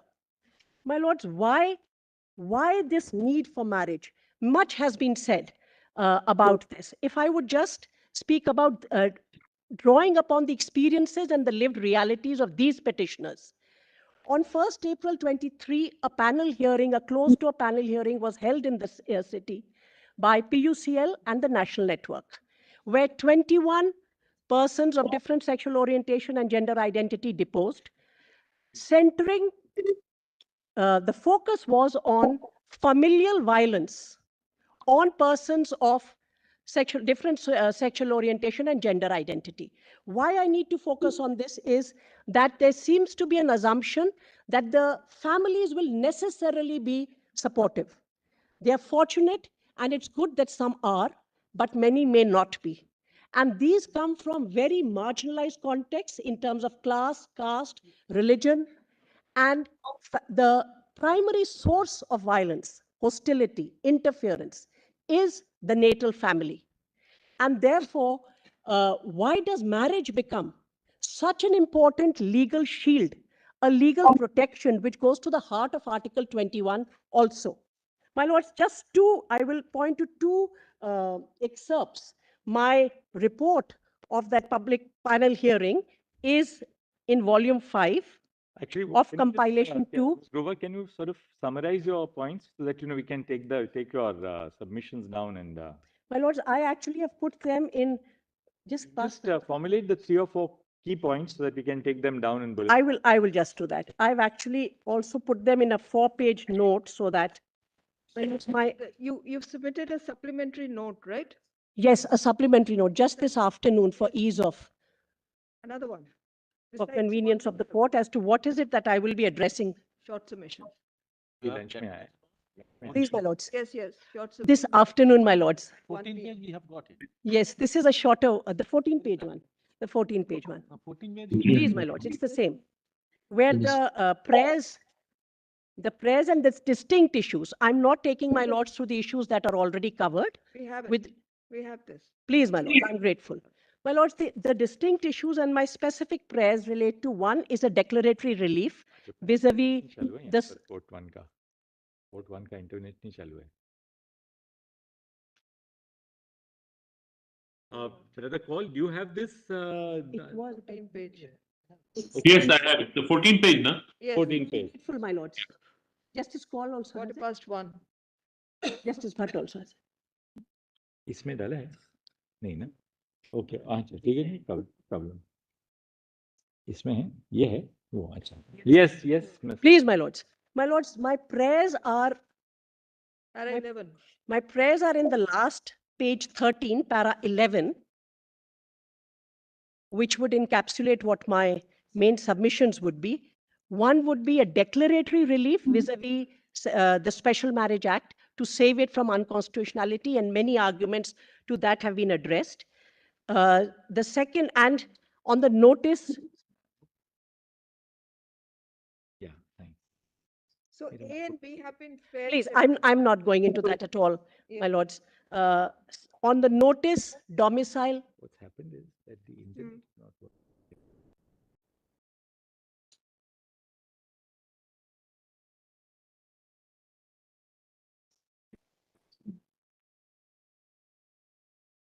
Yes. my lords, the Chief Justice has it? Yes. Please, my lords. My lords, on the notice domicile objection regime, again, I'm not going into it, although I am saying that it is not only for, we are seeking a striking down of sections 5 to section 10.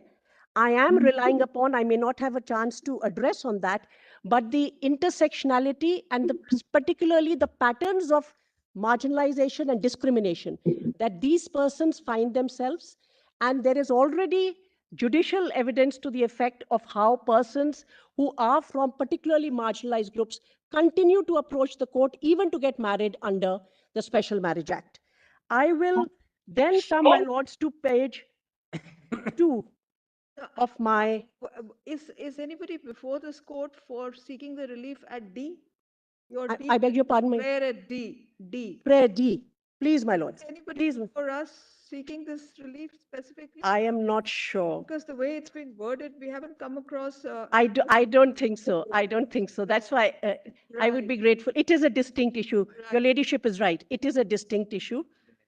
But I would today be emphasizing on E and F.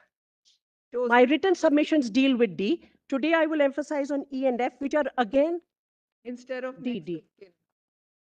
My today's E.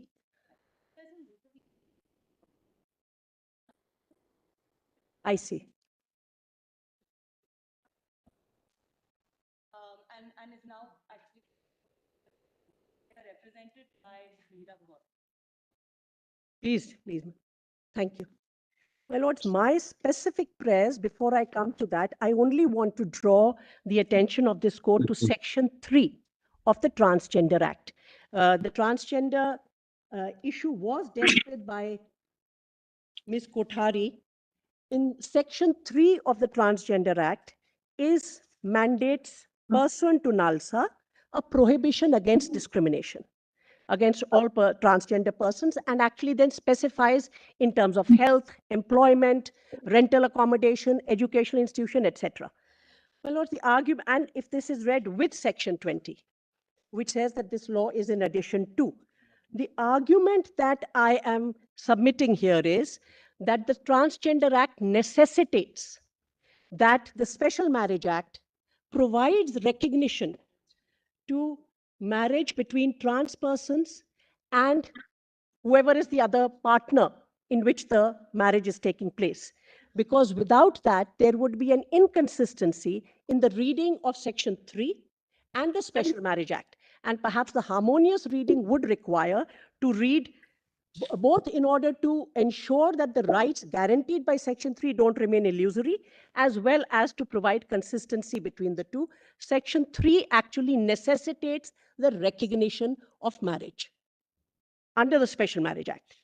My lord, the next aspect, I will not go into indirect discrimination, intersectionality, all that is taken from the judgments of this court and is before the court.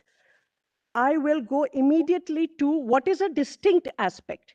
One, we are saying that given the nature of natal violence, and this natal violence is severe, if I can just read that, if I can just take my lords to volume 5, compilation 2, PDF page 125.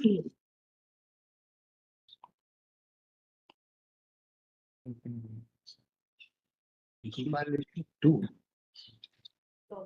Volume 5, compilation 2, my lords. It has only one document. Actually, that is the report of that hearing where 31 persons testified and stated what was the nature of violence they had faced from the natal families, coming from small towns and rural areas. Official report. Volume 5. Yes. Volume, compilation 2, my lords, volume 5. Running into 227 pages. I'm grateful. Family violence in life. Please, my lord. Years.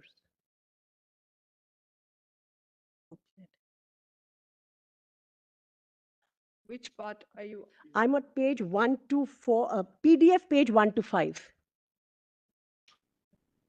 Internal page would be 124, PDF page 124, 125. It's Ongoing titled Ongoing Negotiations. negotiation. Please, Your Ladyship.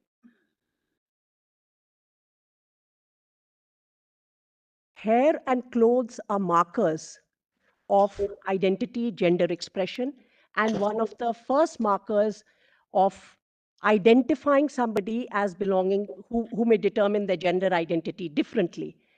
In fact, the act of cutting the hair or keeping the hair long invites consequences which can range from house arrest, no schooling, post-marriage at 14. These are all testimonies before my lords, as well as corrective rape.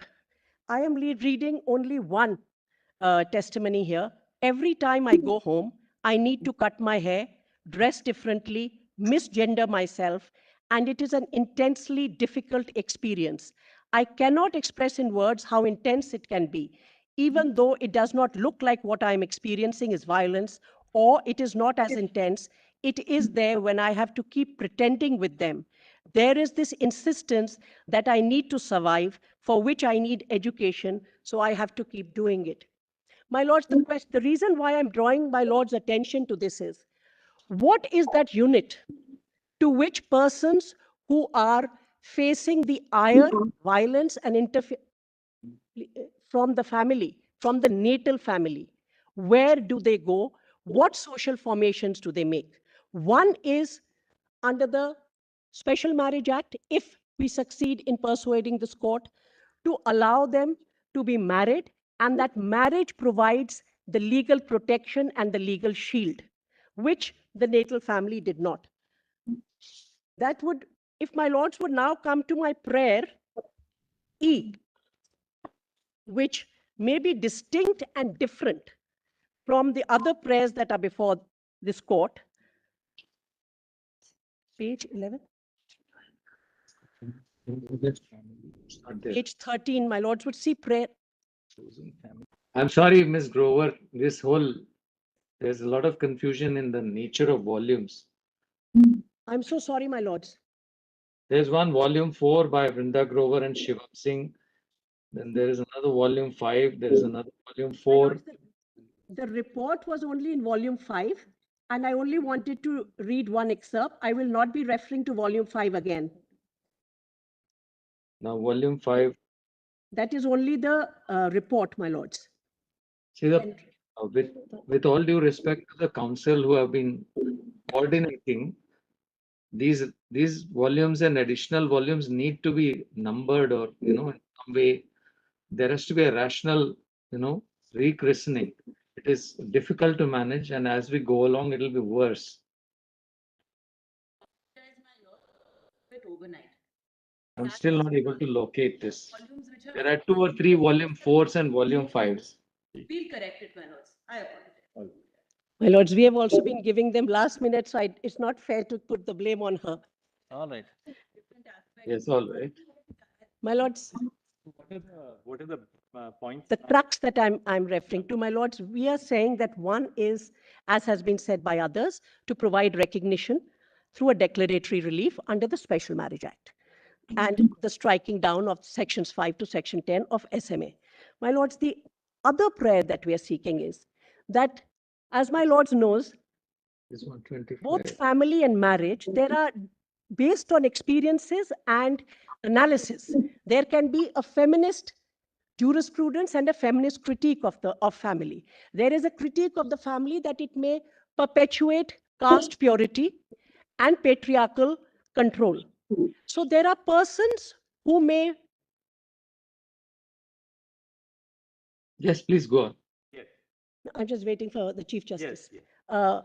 My lords, there are persons who are of different sexual orientation and gender identity who, because of the hostility of natal family, actually have intimacies which are non-conjugal in nature, which may be non-marital. They are non-procreative desires, but they are intimacies, and that is the only support, the only social enclave of comfort, care, help that they find. My lords, for instance, during COVID, a study that was done on trans persons found that when trans persons, due to lockdown and the nature of the disease, had to return to their natal families and their homes, over there, they faced violence, they faced for prohibited conversion therapy, and that was actually an illustration of what would happen if other social formations of care and support did not exist. This is what my lords has described as atypical family. This form of chosen family is recognized in our law. My lords, for instance, adoption. Adoption is a form of chosen family. Today, we recognize families and we conceptualize family as by blood, marriage, or adoption. But that is a form of chosen family. My lords has also, if my lords would just see, I have listed here the Mental Health Care Act. My lords would just have section 51C of the Mental Health Care Act. There is increasing legislative and judicial recognition of persons who may not necessarily be conjoined through marriage or conjugal intimacies. My lords, I'm referring to section 51C of the Mental Health Act, read with section 14.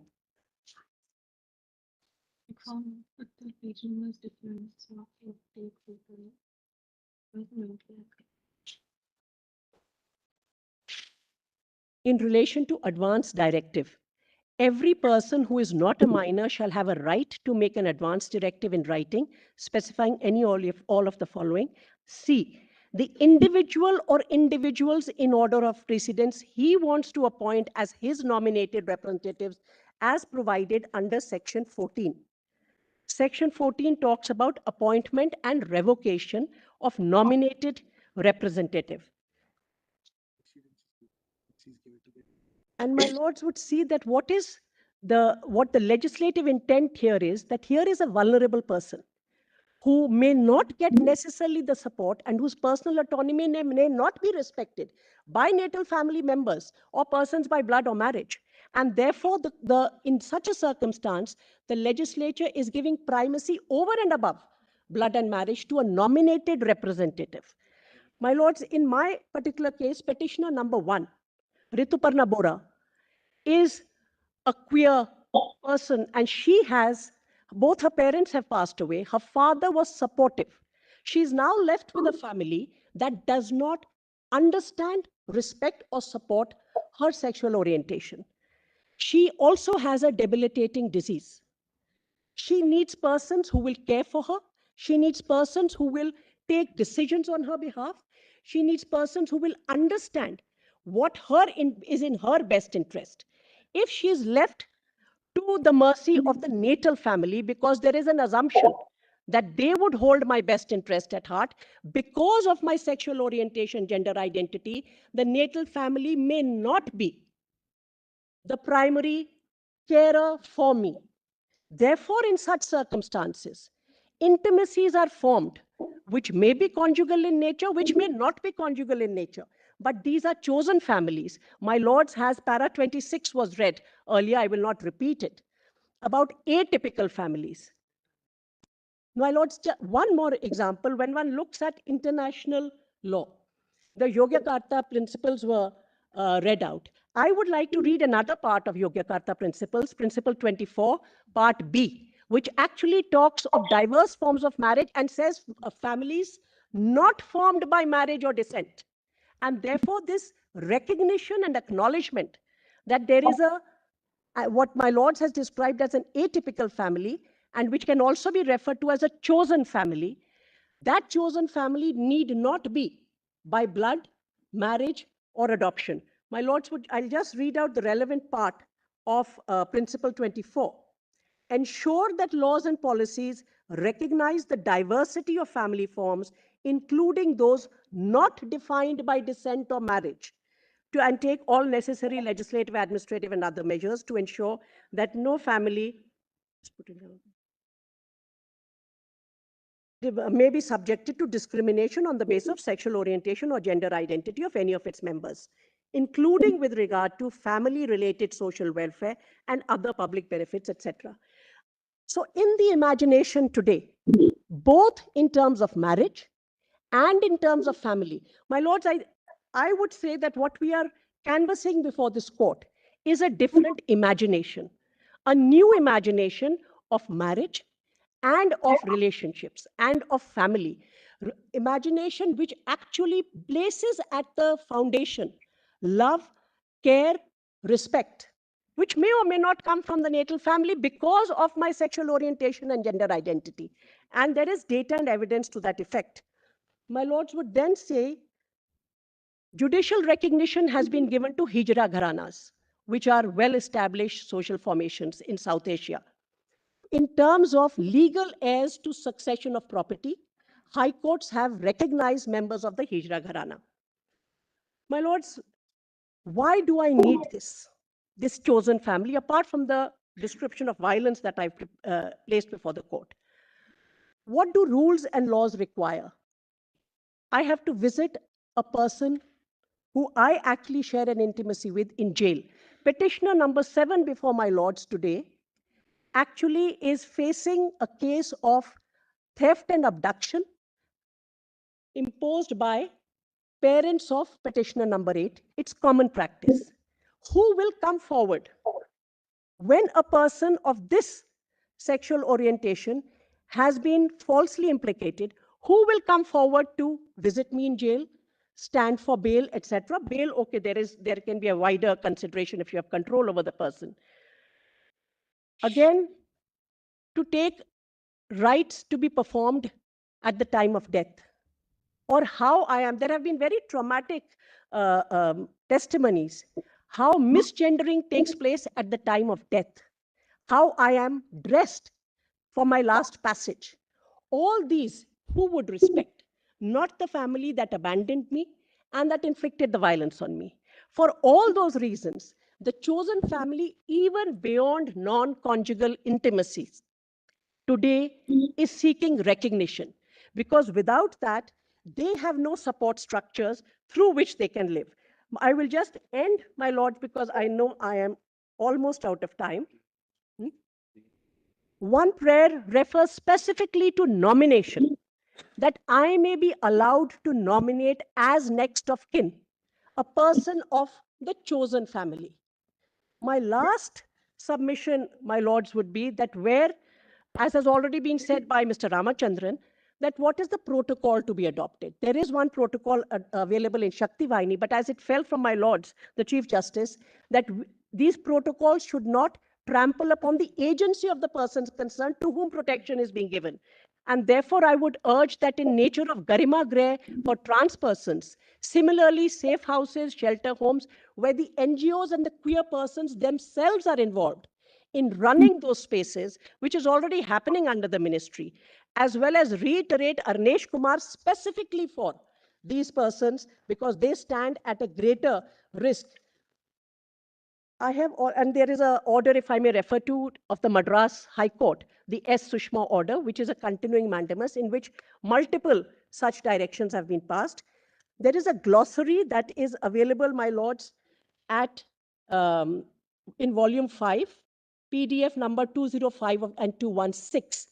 This glossary has been prepared by members of the community themselves, and therefore may be of some assistance in how they are to be referred to and what is the preferred way of addressing. Thank you so much. Please, my lords. Now, we've heard 11 counsel on this side. We had planned to complete all submissions today. At the most, we can give about, say, 45 minutes tomorrow morning for everybody else to wrap up. So I would think that we can give 10 minutes to Ms. Karuna Nandi, 10 minutes to Arundhati Kajju. Then we would request all of you to ration time. Jaideep Gupta is for the interveners, Mr. Tulsi Raj is for the interveners. Then you have, after Arundhati, you have Amritananda Chakravarti, Raghav Avasthi, Shivam Singh, and Manu Shrinar. We'll start tomorrow morning at 11 sharp, because we take about 20 minutes for the mentioning and then 5 minutes to regroup. Yes, my lord. I'll also talk to Justice Kaul and Justice Bhatt. Both of them are still recovering. Perhaps they can, I'll have a word with them, whatever is convenient and medically advised. But tomorrow by, Mr. Solicitor, by 11. We'll stick by to our time, my lord. 45, we will request you to, yes. We'll stick to the And time. we request everybody else to just give us a page of bullet points, just a page of bullet points, so that, you know, if you can put it together, and that will just make it easier for us to know what the formulation is. Because now we've seen the whole gamut of material. If you just get your formulations on one page in bullet points, I think that will be good enough. Brother Bhatt, Brother Kaul, both of you, do you think that's all right if they give us just on a page the formulations on bullet points? Yes, yes, Chief Justice. So that will just make it precise and sharpened, you know. We'll pare this down further, my lord. So Just before we soon after break, can mentioning. Sorry, Brother Bhatt. can I put one question? You could just answer it by a note even. Ms. Grover. Please, my lords. Uh, Please, my lords. And this very interesting, this recognition of the Hijra Gharanas. Please, my lords. Is there any documented material about forms of marriage between transsexual persons? Please, my lords. There is, I will place that on record. I will place that on record. I'm grateful.